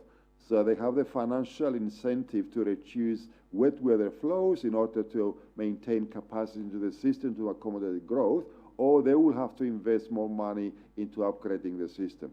The most cost-effective way is to manage wet weather flows in the system, and therefore they have the financial and operational incentive to achieve that, and they actually will be undertaking programs to reduce it. Thank you. Look, we've got quite a number of councillors that want to speak, so I'll move through the list. Mr. Thomas, then Councillor Kent. Thank you, Madam Chair, and I've just got two questions and a quick comment, just following on from the Mayor's comment about the low number of submissions on this, and I think I noticed that there weren't many from the Lakes area, and so just a little plug for my community that they have taken on board the new structure that we work under, where you make your submissions to the long-term plan, and there was a general understanding that this was largely an information document. So just a little plug for the political astuteness of my constituents. My first question is just around any risk that may be associated with central government moving in the area of controlling the three waters and maybe amalgamating or zoning wastewater treatment. If we've gone down this path of contracting out, I hope we're managing any risk there could be that government goes, no, you can't do that, you have to be part of our scheme. So that's my first question. And now I've forgotten my second question. Perhaps you could just comment on that, and then I'll come back with my second one. Thank you, Phil. I think there are two elements to that risk. One element is with regards to service delivery, which is what we propose at the moment. The contract provides for a innovation of this contract to, let's say, a regional entity who provide all the services. Let's say in 5 years' time, the government says, no, you will have one regional service delivery system, then this contract can be easily innovated into a regional entity, whatever nature will be. And there's no, this is covered through a kind of contractual arrangement. The second leg of that, of course, is not just about the service delivery, it's about the control of the networks. As you say, at this point in time, the ownership and control and setting on level of service and leveraging target rates and so on remains with the council. If the government comes with a regulation which says, no, that will be managed centrally too, then obviously our engineering staff all will remain in the council. At some point in time have to go into some kind of regional entity which we don't perceive to any risk other than a political independence and local saying into local affairs and so on. But for this contract, the risk, the potential of migrating into a regional delivery agency is covered as an innovation ability of the contract into a new entity. Thank you for that. And my second question was just very minor and followed on from one of the previous ones. And I think actually I don't need to ask it. So thank you. Councillor Kent. Thank you, Madam Chair. Then Mrs. Trumper. Thank you for your presentation, Stavros. I note that the Bay of Plenty Regional Council in their submission pointed out that even if the management of the assets is actually contracted out, the liability in terms of compliance with the resource consents will still rest with the council, which I can understand. My concern is if we're looking at contracting out the management of wastewater services, does this include stormwater management? Because to me, you cannot just deal with the sewage side of things without actually also being able to control the stormwater side, because with all the climatic events and that we're getting, it is the stormwater that causes the big problems, which cause the overflows, which cause the regional council to come back and try and take us to court. Thank you, Councillor Kent. I'll start from the, does this contract include stormwater management? At this point in time, no. However, as I said, that leaves it, the contract makes a provision for additional packages to go into that, if there's a council who thinks that's, prudence. Second element of your question with regards to the ownership of the resource consent, we own the resource consent, but of course all the provisions and the conditions of the resource consent will be transferred as KPIs for the performance of the contractor. They need to deliver a service that complies with the resource consent. There's a contractual obligation to achieve it. The third component, of course, is that the impact of stormwater into the sewage pipes. In some areas like Auckland, stormwater and wastewater are combined, and that's why they're going to spend $2 billion to decombine them in the future. Our system to separate. Where you have a problem with stormwater is where you have illegal connections into a system, and where people in their private homes got gully traps that sit below a certain level, and in heavy rainfalls allow water to get into the system, or where our pipes are getting to an age where joints and cracks develop that absorb external stormwater. So the contractor will be responsible both to maintain the condition of the pipes at a level that reduces inflow infiltration. They will be responsible to identify illegal connections and take actions together with us on a regulatory basis to remove these illegal connections, and to advise residents where their gully traps and so on need adjustment. But we do have the regulatory lead agency authority to do that work. So in the future, stormwater management might be part of this contract, but not at this point in time.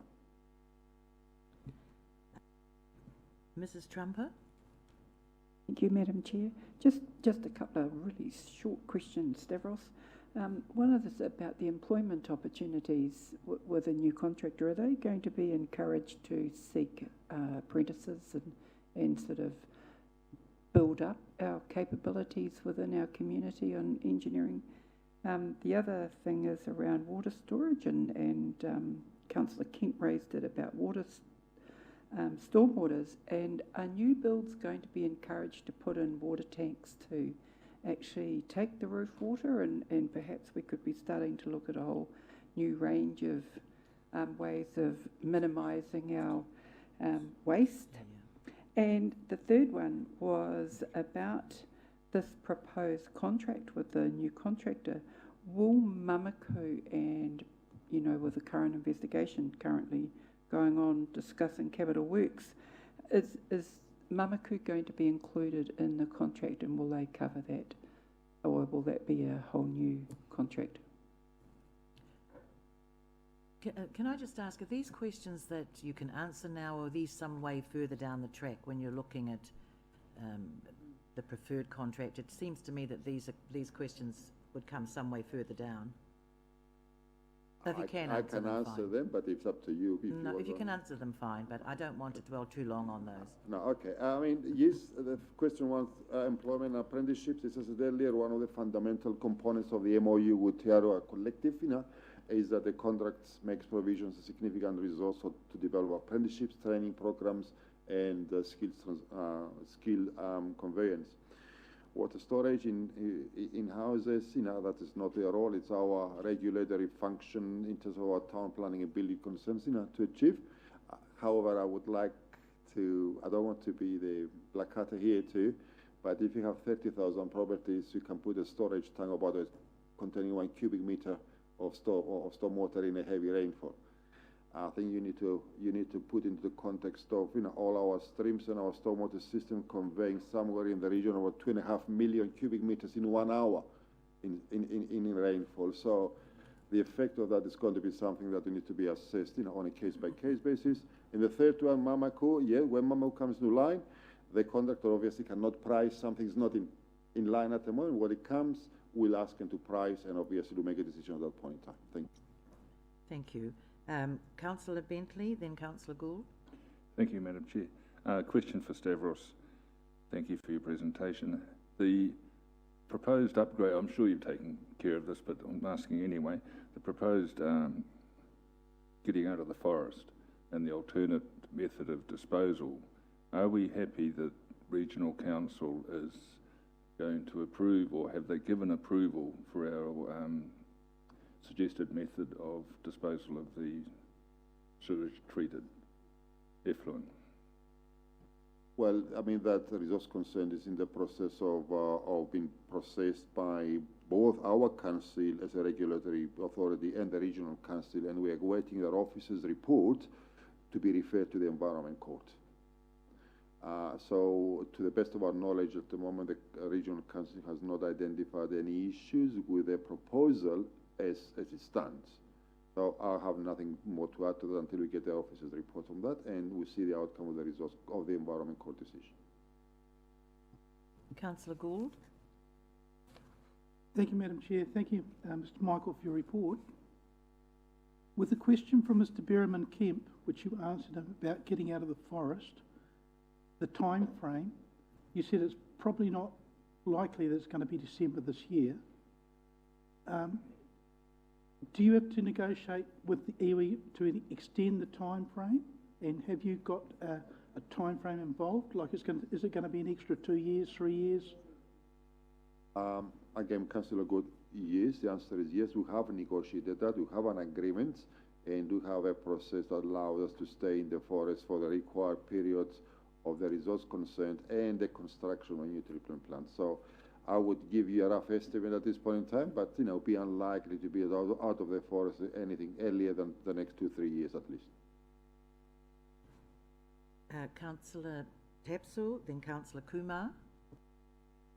Thank you, Madam Chair, and thank you for your presentation. I do support the motion to undertake a special consultative procedure because it is a departure from how we would normally do things, but we do understand why we're doing that, and I was very pleased to see the mention of a key issue being climate change and the increase and frequency of severe weather events and the pressure that puts on our infrastructure.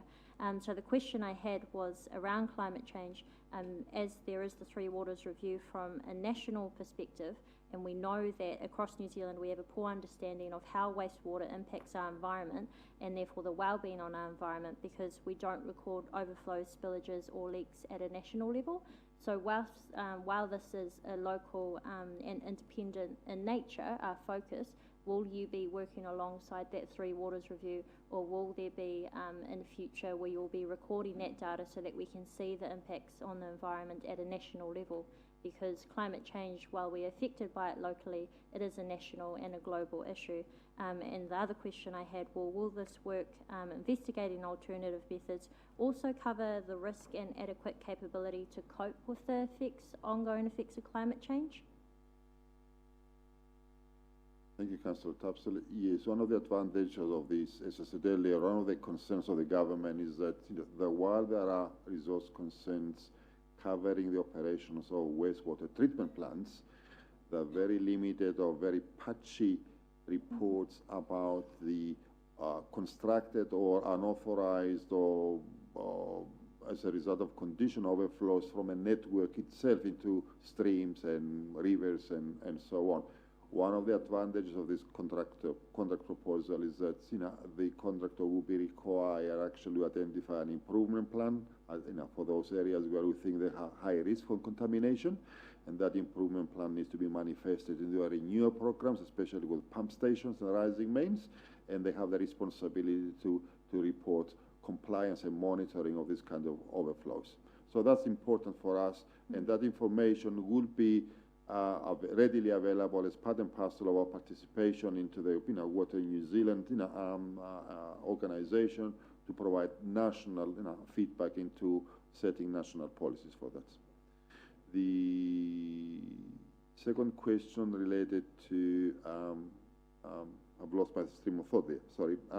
Will the work investigating alternative methods also cover the risk and adequate capability to cope with climate change in the future? Yep, sorry about that. Yep. As I said earlier, the major impact of climate change onto our wastewater is about the inflow and infiltration of stormwater into a system. And the technologies that are anticipated to be used by this contract, involve relining epoxy reconditioning of the pipes, identification of patterns and catchment management plans that will allow us to pinpoint the reasons and the factors that influence the wet weather flows that sometimes are 4 times higher than our average flows. And again, because They have the technology, they've got the modeling, they've got the background information, they've got, the scientific sort of know-how. It is a core requirement of the contract to contain wet weather flows at a level that is consistent with our ability to treat. That puts the responsibility onto them to manage the entire network, and in an increasingly challenging environment of climate change, to maintain flows rather than to allow it to continue to increase in wet weather environments. So it's their responsibility, and we expect that to be manifested through the enabling of the growth patterns for the district. Councillor Kumar and then Councillor Stewart. Thank you, Madam Chair. Thank you, Stavros, for your report. Anything of this ilk, normally the general public, especially when it's for 25 years or 50-year contract, sometimes the understanding is a bit different than for most people. I think the biggest concern is, are there similar, are there other councils that are going through similar upgrade projects in New Zealand, similar to what we are trying to undertake here? Well, there are variations to these types of contracts, but I think we're pioneering some combination of management of the network and the treatment plants in one go. Many councils got long-term contracts for the management of their wastewater treatment plants. A lot of councils got management of the maintenance of the networks and separate long-term contracts, separate contracts for capital works programs. We think that in view of the potential benefits you gain from packaging all together, we get the best accountability and the most synergies of scales from that. So, as I said, there are different flavors of that kind of contract, but probably we're pioneering a complete package of that, as opposed to Auckland, of course, where Watercare not only manage the entire system, but they own the systems. We don't propose to do that.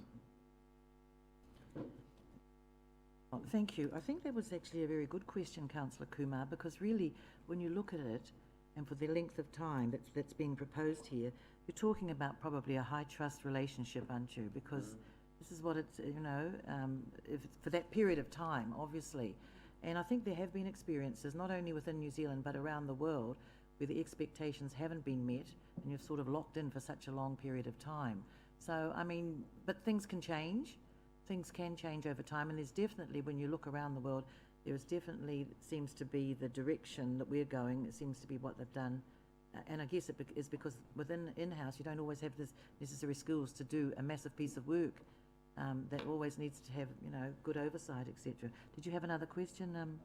Thank you, Madam Chair, for endorsing that, because just supplementary to what I was trying to say is that the whole idea of my asking the question for the general public was that when people hear about 15-year contracts, 25-year contracts, 50-year contracts, they don't understand why it should be given to just one company. But of course, the amount of money that some companies invest, it takes a long time before, like Stavros has said, synergies to sort of come into place and for things to roll out fine. And so that's what I was trying to sort of pull out for the general public to understand, that these contracts need to be given out because there's so much money and time and involved in this.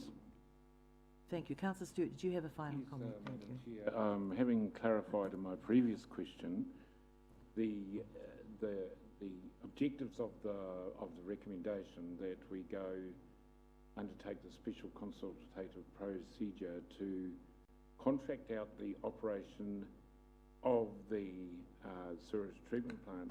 What is concerning me more than anything is that if the central government forces us to go into a regional arrangement, that some other body could have the ability, they would take over the assets and the monitoring and the management of the service.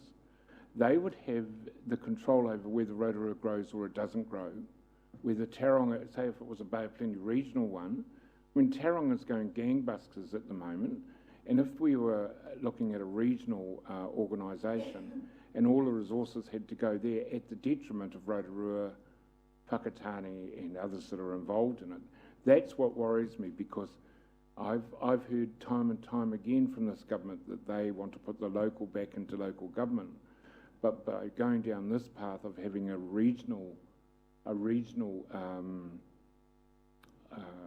conglomerate of councils providing the sewerage service, as you've stated in here, it says the Three Waters Review proposes system-wide reform in regulation and service delivery.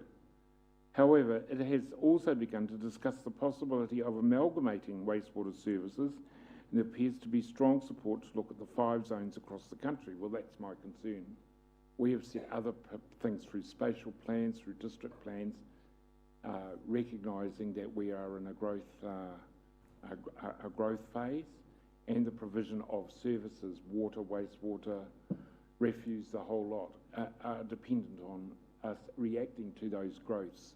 But if it was transferred, the service was transferred to a regional, central organisation, and we lost control of both the operation and the assets, that is what concerns me more than anything, and I will be making sure that, like Councillor Kumar mentioned, I'll be making sure that the community is fully aware that we will lose that iwi, that local, that we have built up those relationships in the last 5 or 6 years, and I believe that if we go to a more centralised system, that will be lost. So I just signal my concern, and I'm sure there is concern in the community that could occur. Yes, and I think you're talking about, though, you're probably talking about things that are not yet, that may never eventuate, a hypothetical or something. Well, isn't the report that it could occur? I mean, there are always risks, and the risks are that we do nothing and try to cope ourselves, and that's another big risk as well. Yes, thank you. May I say something, Madam Chair? At the end of the day, what we are saying here is that the government is thinking or considering regulatory and service delivery options. And they do that because they recognize, and it's true, that to some degree our infrastructure for wastewater services, not just for us, for the whole of the country, seems to be suffering a degree of neglect. What we're trying to achieve here is to demonstrate that actually you're not. We're managing the risks in the future, and therefore removing that kind of excuse, to take it away from us. And what we propose to you is that by taking that initiative, we are proactive in protecting our localism and our ability to manage effectively locally. Yes, thank you. I think really we're attempting to get in first. I'm going to, now you want to move that motion, and I'm going to... Just move it and speak to it, Thank you, Chair. thank you. Thank you, and I'm calling that an end to the discussion on this one. Thank you. So thank you, and briefly speaking in support, I love that answer from Stavros. While timing is a risk for this council, we have a consent that is sitting in the Environment Court. We have a deed that we're not going to be able to comply with, but as part of that, and only looking at the wastewater treatment plant upgrade, we have a consent to discharge to the forest that expires in 2021. So once that consent is resolved, we need to be able to be in a position to move quickly. And I think the bigger risk is around capability, and that's what this discussion is about. And as Her Worship and I, who sat through Stavros' presentation to Grey Power, understand, is that there is a real lack of capability in the engineering sector. And it's also about scale. And so this is about engaging with a partner who has the economies of scale.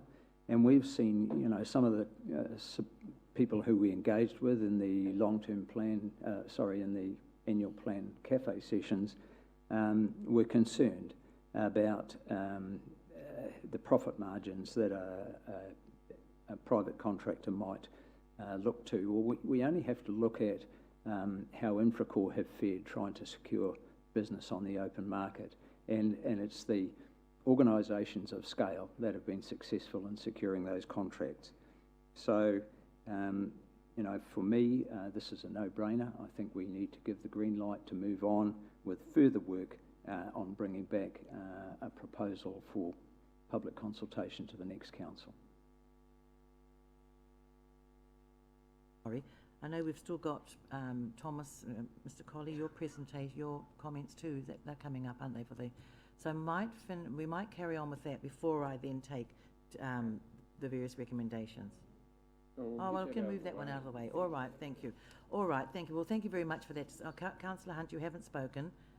And it's really just briefly to support what Councillor Donaldson has said. I think that when the community realise that around the country we have an ageing workforce, and councils have often had the criticism levelled at them that we're staff heavy, that we have too many people employed in areas that other people are ably suited. And this is a very good example of the changing demographic, the changing expectations of a young engineering workforce, and our ability to retain them with a clear career path. So externally doing what we're doing here, getting that is all managed, not by us.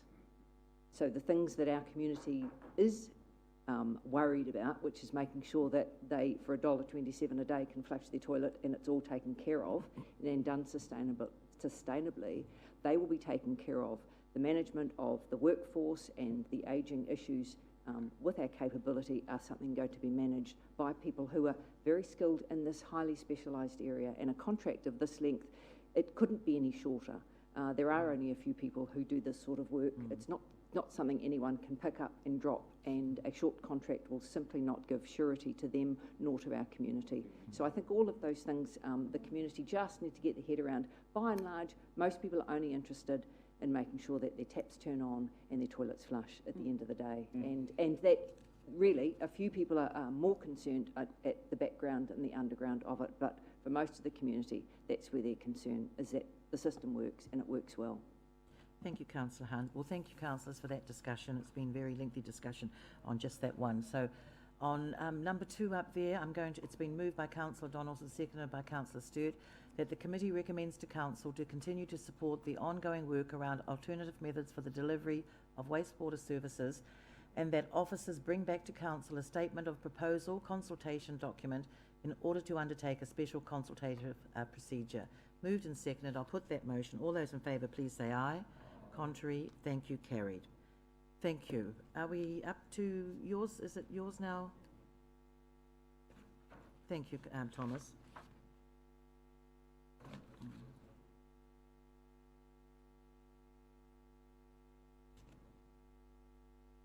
Thank you, Madam Chair. I'll just briefly go through the financials and the feedback and some of the things that we've done as a result. There we go. Thank you. Thank you, Hilda. Just a reminder, though, that around the timing and the discussion that we had before, it was 10 months ago that Council adopted and approved its long-term plan, and obviously underpinning the long-term plan is the infrastructure strategies and also the financial strategy. And within the financial strategy, it was obviously designed around how we were to achieve our 2030 vision, with regards to also doing that in a fiscally prudent and sustainable way, maintaining our existing infrastructure, providing infrastructure to accommodate growth, and investing into the future of the district, while also managing debt and rates at affordable levels. And that theme really has continued on into the annual plan and has been part of the refinement of it.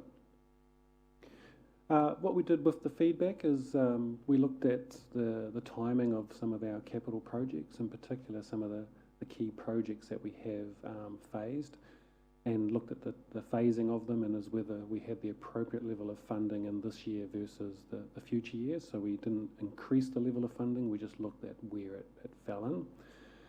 Being conscious, obviously, that our intention is to stay within the long-term financial strategy, in particular the debt profile that the long-term plan provides for. We grossed up the PGF-funded components of the lakefront and the Whakarewarewa forest project. So there is a little bit of confusion there. At the time of setting the LTP, we were in the process of applying for PGF funding, but we didn't have confirmation. So the project recognised councils or the community's contribution, but also talked about the fact that we would be leveraging off, obviously, the PGF funding, and so therefore the final project costs would reflect the two combined. Now that that PGF funding is in place, we know what those components are, So we therefore have brought that PGF funding component in on those projects. We've also looked at, as you know, we're forecasting to be underspent in our capital program for this financial year. So we've looked at those big chunky projects that are driving that and looking to accommodate them into the 2020 capital program. We've looked at the timing of the rates for the Rotorua sewage scheme. So that's both for the capital charge and the operational pan charge. And we've had a look at the allocation of the rates increase for the sewage charges across the different pan charges and the impact that we had. And I'll just go into a bit more detail on each of those now. With regards to our capital works program, so the original LTP had us at $76 million. We went out with a proposal of $89 million. We're now looking at 91. So as a result of reviewing our program, we actually did pull a substantial amount out and defer it to future years, but then with the grossing up of those two lakefront and the Whakarewarewa forest project, brought it back up to 41 million. The split is roughly 30 million for the renewal of our existing assets, so that's obviously renewal of roading, pipes, water, pumping stations, and parks infrastructure, with the balance obviously being a significant investment into what we call levels of service improvements. And so that's obviously things like finalising the wastewater treatment plant at Rotorua, the museum, the Sir Howard Morrison Performing Arts Centre, and the continuation of the Waka Forest and the lakefront. I think the interesting thing is, and maybe people aren't probably aware, is that when we look at our pathway forward, we have currently 4 projects that are currently either underway or about to get underway that combine to about $100 million investment, and the community itself is putting in less than half of that, and is actually in a place where it's leveraging either government funding or other funding sources to help deliver those. And those 4 projects are obviously the museum, which we hope to kick off shortly, the Sir Howard Morrison Performing Arts Centre, the Waka Forest and the lakefront. So that's obviously of immense benefit to our community. So what has changed? The orange line is the level of investment that's being proposed now in the annual plan, and the clear white line was the original LTP budget. So obviously the program has grown as a result of the changes that I just discussed before, but as you can see, it's a very heavy investment into infrastructure and amenity improvements for obviously the benefit of the district and as our residents, as well as obviously some of those projects benefit the visitor market as well. With regards to the rates, we looked at the timing of the Rotorua sewage scheme and the allocation of how the rating increase fell on those participating. So I apologise. Are we all aware of what I mean by a pan charge? So obviously, those that are connected to the sewage scheme pay a rate with regards to the operational component of that, and we call it a pan charge.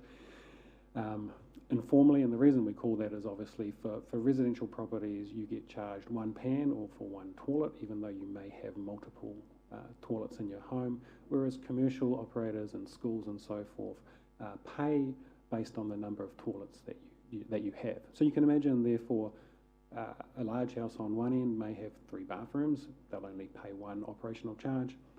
A hotel of the size of Novotel that might have 150 rooms would obviously pay close to 150 to 200 pan charges, and obviously they pay a slightly different amount. What we noticed, I might have actually skipped ahead actually, and I'll come back there. So with regards to the Rotorua sewage scheme, obviously the plant is almost completed, and we're in the process of slowly connecting the properties in the Rotorua area. So therefore, the properties in that Rotorua area will become liable for a pan charge with regards to the operational component of that scheme. And as well as that, we're looking at recovering the cost or the capital cost of that scheme, and so those residents, as they're connected, would also therefore be charged a capital connection. And as we've discussed before, based on the $35.6 or $35.1 million total capital cost of that, each rateable property was looking at paying $14,100 with regards to a capital rate, and then on top of that, the $450 odd with regards to the operational rate or the PAN charge.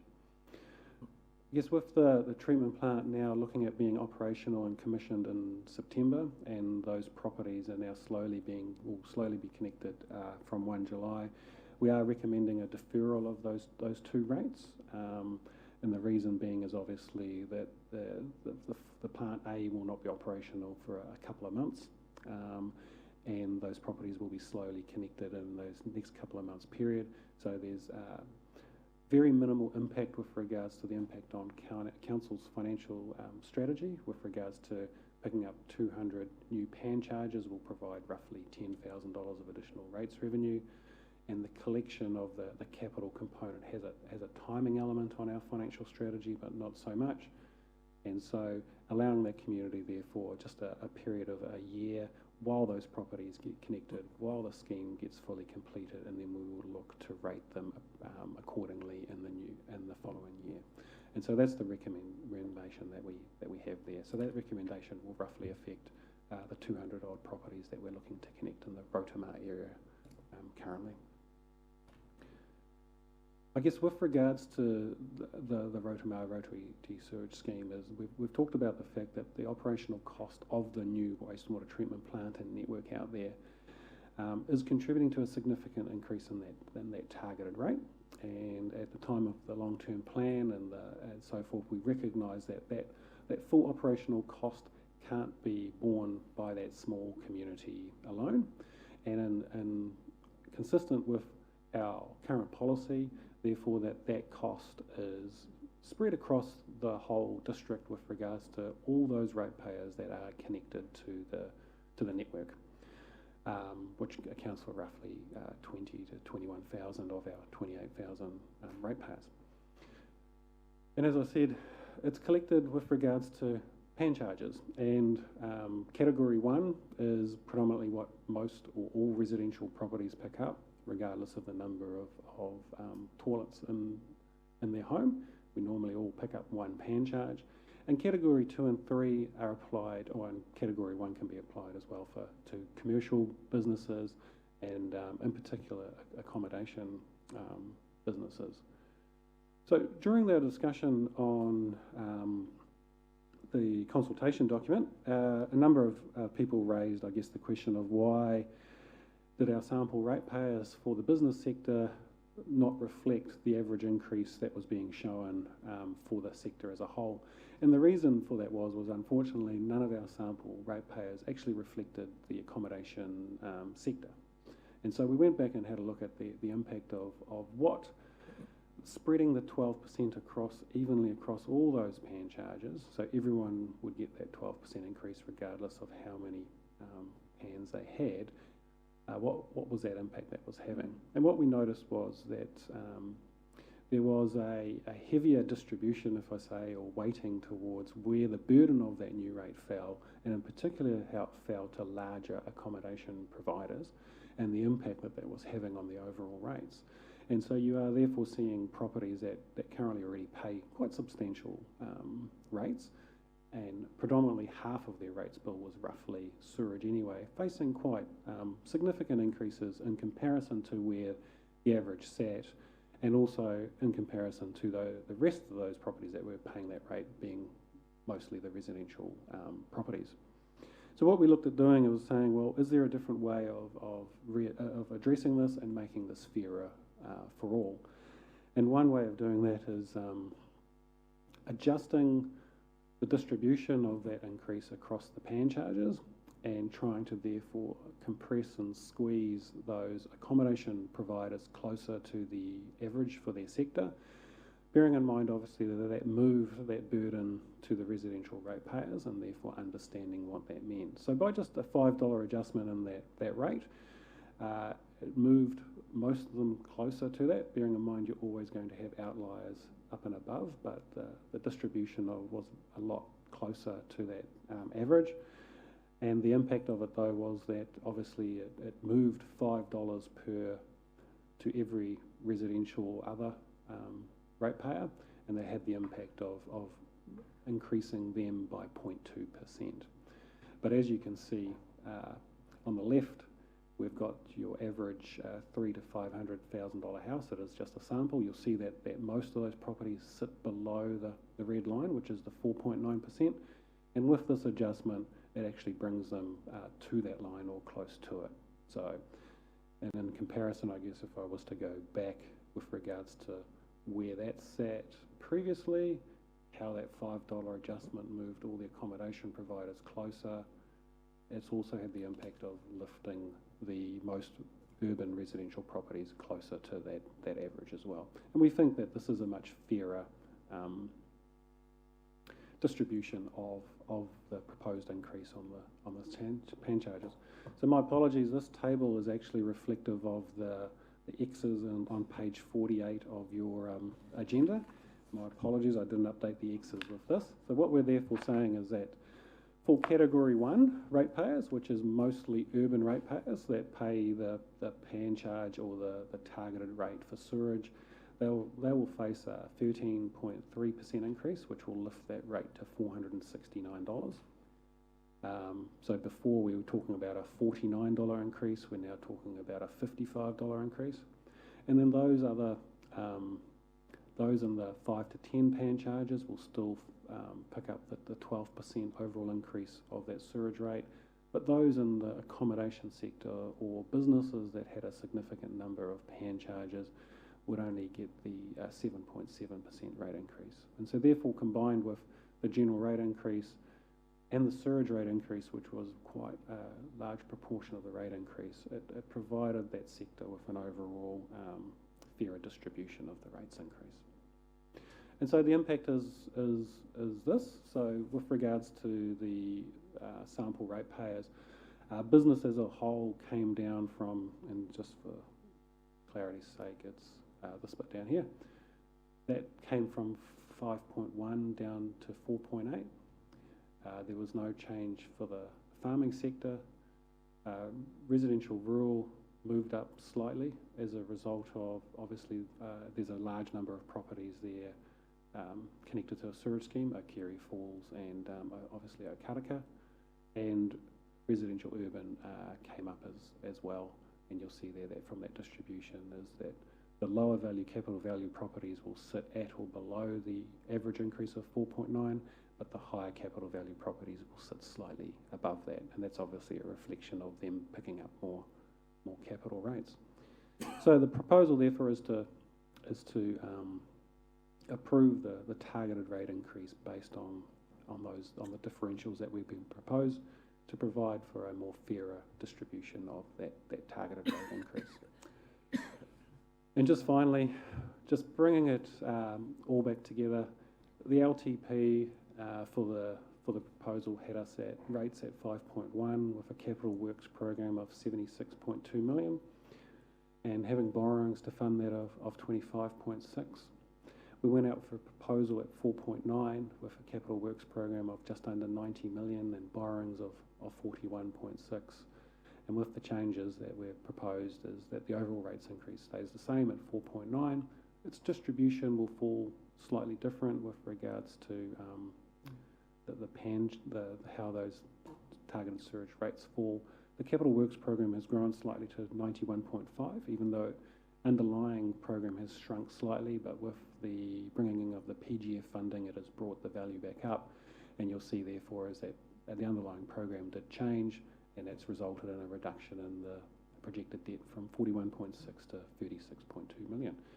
So with that, any questions? Thank you, Thomas. Thank you very much for that. Could you just go back to the one, I was just working something out and yes, I was just having a look at the differences there, which is quite clear actually. Thank you. Thank you very much. I know there's a number of councillors that want to have a... So, Councillor Kent, then Councillor Stu. Thank you, Madam Chair. Through you. Thank you for your presentation, Thomas. Just one thing that I'd like just to clarify for everyone, because it had me confused and it certainly had a number of people I was talking to confused. The 12 or 13% increase in the pan charge is included in the 4.9% rate increase. That's correct, isn't it? That is correct. Yes, thank you. My next question is the projected increase in borrowing. If you just go back to that last slide, if you could. So, the increase proposed at 36, what impact will that have on the peak borrowing within the long-term plan period? What will that now be, please? So you recall, councillors, that the majority of that increase is actually the deferral from this current year program. So we're seeing a projected underspend in our capital works program this year, and therefore we anticipate taking on less borrowing as a result, and that's just moving to next year. And so the majority of that predominantly is that. And as I said at the start, our goal and our target is to live within the LTP profile. But the reality is it will probably peak now a little bit earlier with regards to some of the timing of this projects, but we don't anticipate that peak to be higher. Effectively comes forward slightly, yes. Thank you. Councillor Stewart? Yeah, if we just go back to the pan charge, that last category 3, 11 or more toilets, that cost of 356.63 is per pan, isn't it? Yeah, so I think that is correct. Yes. I think that needs to be clarified. And Madam Chair, I'm happy to move the recommendation, but with a slight alteration, which I want to get Thomas's view on before I put it. That under 2 on page 49, that the committee recommend to council to introduce a capital waste management wastewater targeted rate, because the operational one has been deferred, and I think we need to clearly define that the charge that's been charged is for those who opt to fund their capital contribution towards Rotorua sewage scheme over 25 years. So I think we need to have that labelled, because you'll get people who are saying, oh, we're also paying an operational, but we're not. We're deferring the operational until 2020 now, which I support. So I just think that to introduce an asset waste water targeted rate for residents at Rotorua, or put another word in there, it doesn't worry me. I just want it defined. So I wonder what your thoughts were, Thomas, on that. I guess, Councillor, the recommendation is designed to, I guess, cover both the targeted rates, the operational and the capital. If, for the sake of clarity, the committee wishes to state that is the introduction of both being delayed, then I don't see any problems with that. Thank you. Councillor Gould, then Councillor Donaldson. Thank you, Madam Chair. Can you go back to the slide with the percentage increases on, please? No, the other one. One bit just before it. I think the one just before. That one. Thank you. When you've got the sector increases with a percentage up there of 4.8, 4.8, 4.5 and 5, does it mean in some of those sectors that the rate increases will be above that? Because last year when you advised the rate increase, a lot of people came to me and said, look, my rate increase is 8, 9%, 10%. So is that going to be the case again this year? We're going to get a number of sections in those areas which are going to be above that percentage? Yes, and I guess this here highlights that. I guess it's important just to, remind everyone.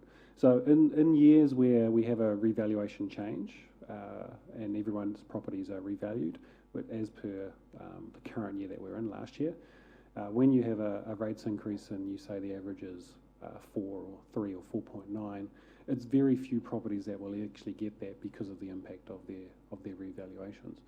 with regards to this year is that we haven't had a 4.9% increase across all our rates at the same level. Now, in years where you do that, everyone would therefore be at the 4.9.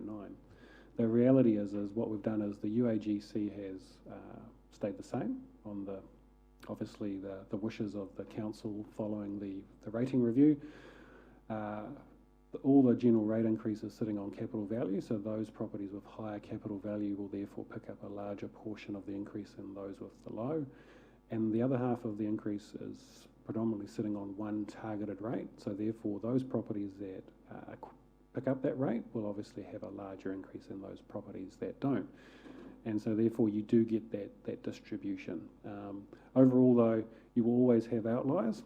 And I think one of these, as this classic one shows, is that even in that residential sector, so of those probably 50-odd properties, they're all pretty much clustered around the 4.9 on the right, but there are 4 outliers, and you will always have outliers, and for particular reasons. And so people need to understand that. So we're going for trying to get the tightest distribution band that we can, but recognising that in this scenario, you will have those above and those below.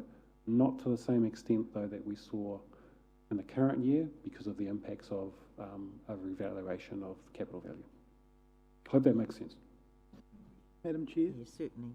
With the farming sector, a lot of properties have got more than one house on, so they're going to have a number of toilets. That means their increase is going to be a little bit above.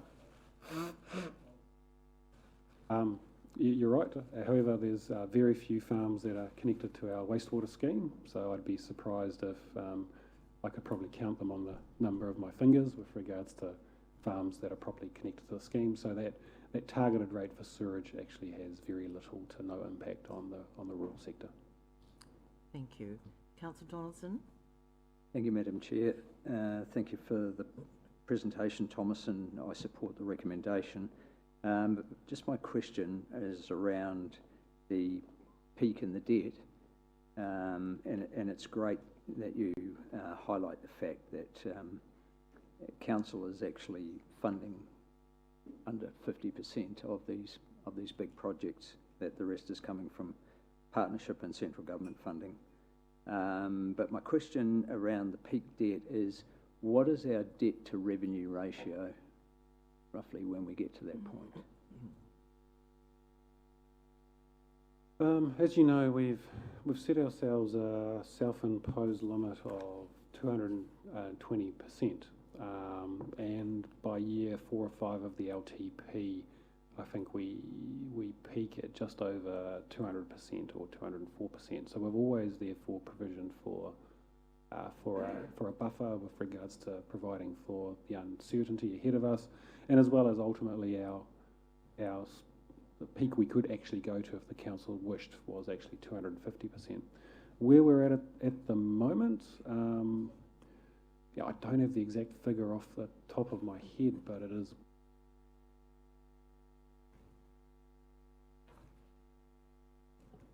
Sorry, the power's gone off on my microphone.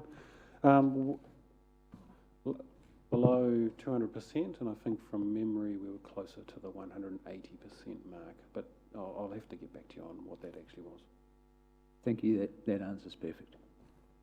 Thank you. There's a few more councillors. Councillor Kumar and Mr. Thomas. Thank you. Thank you, Madam Chair. Thank you, Mr. Colley. I see earlier it was on the screen that we've rephased a number of key projects.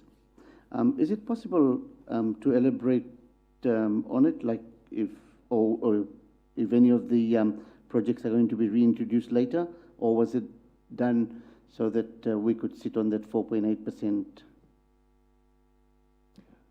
It was actually done with regards to, obviously a $90 million work program is a substantial amount of work.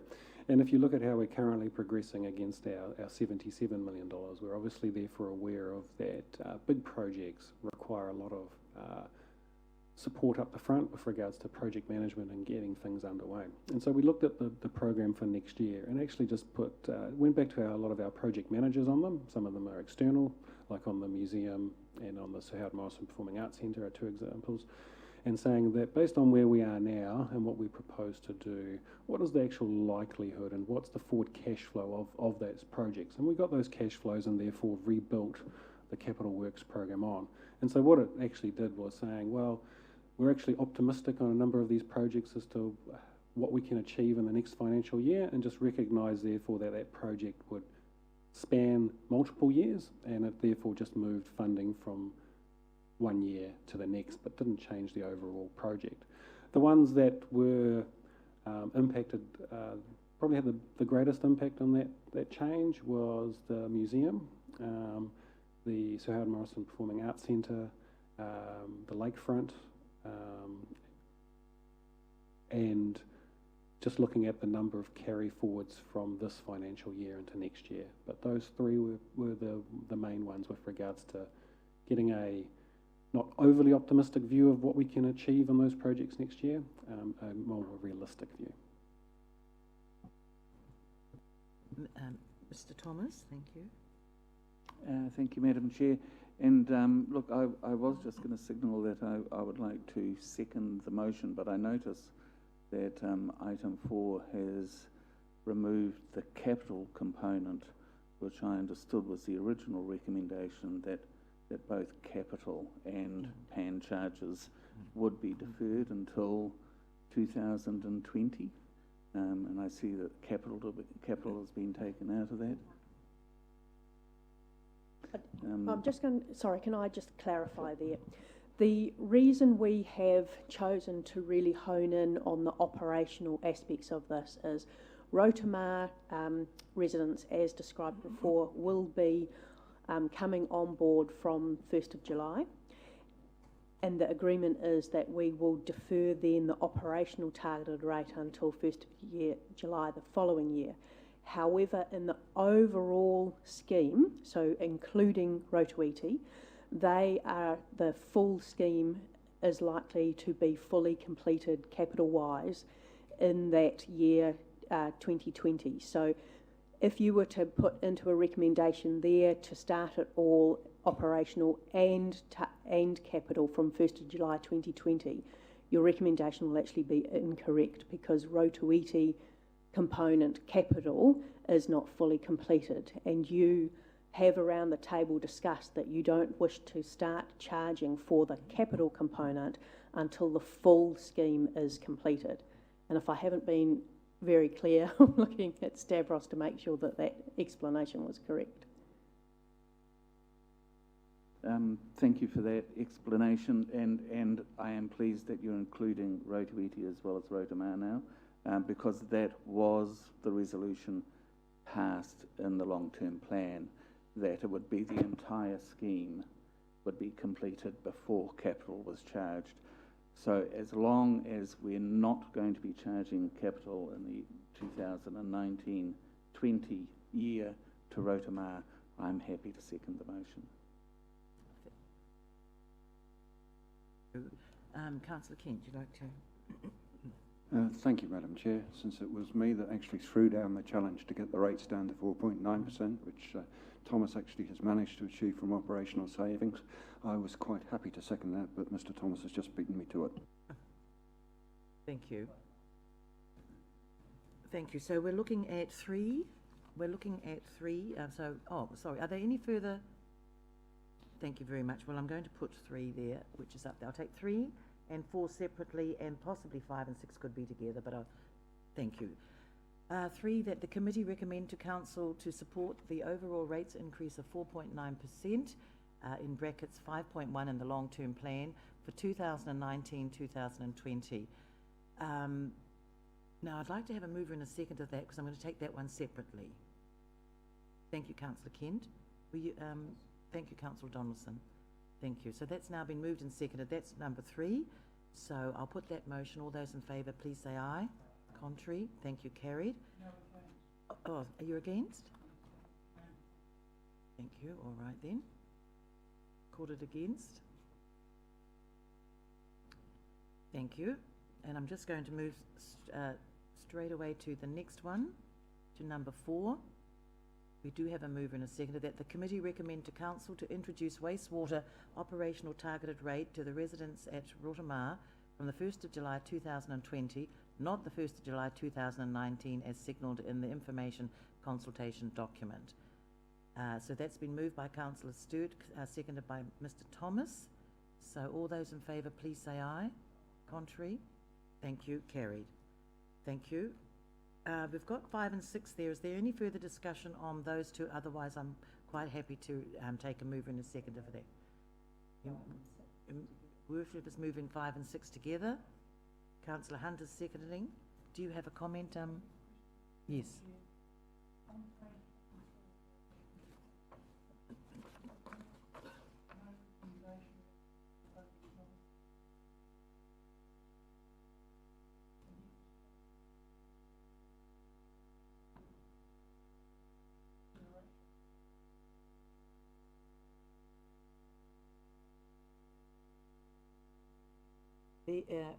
What they raised.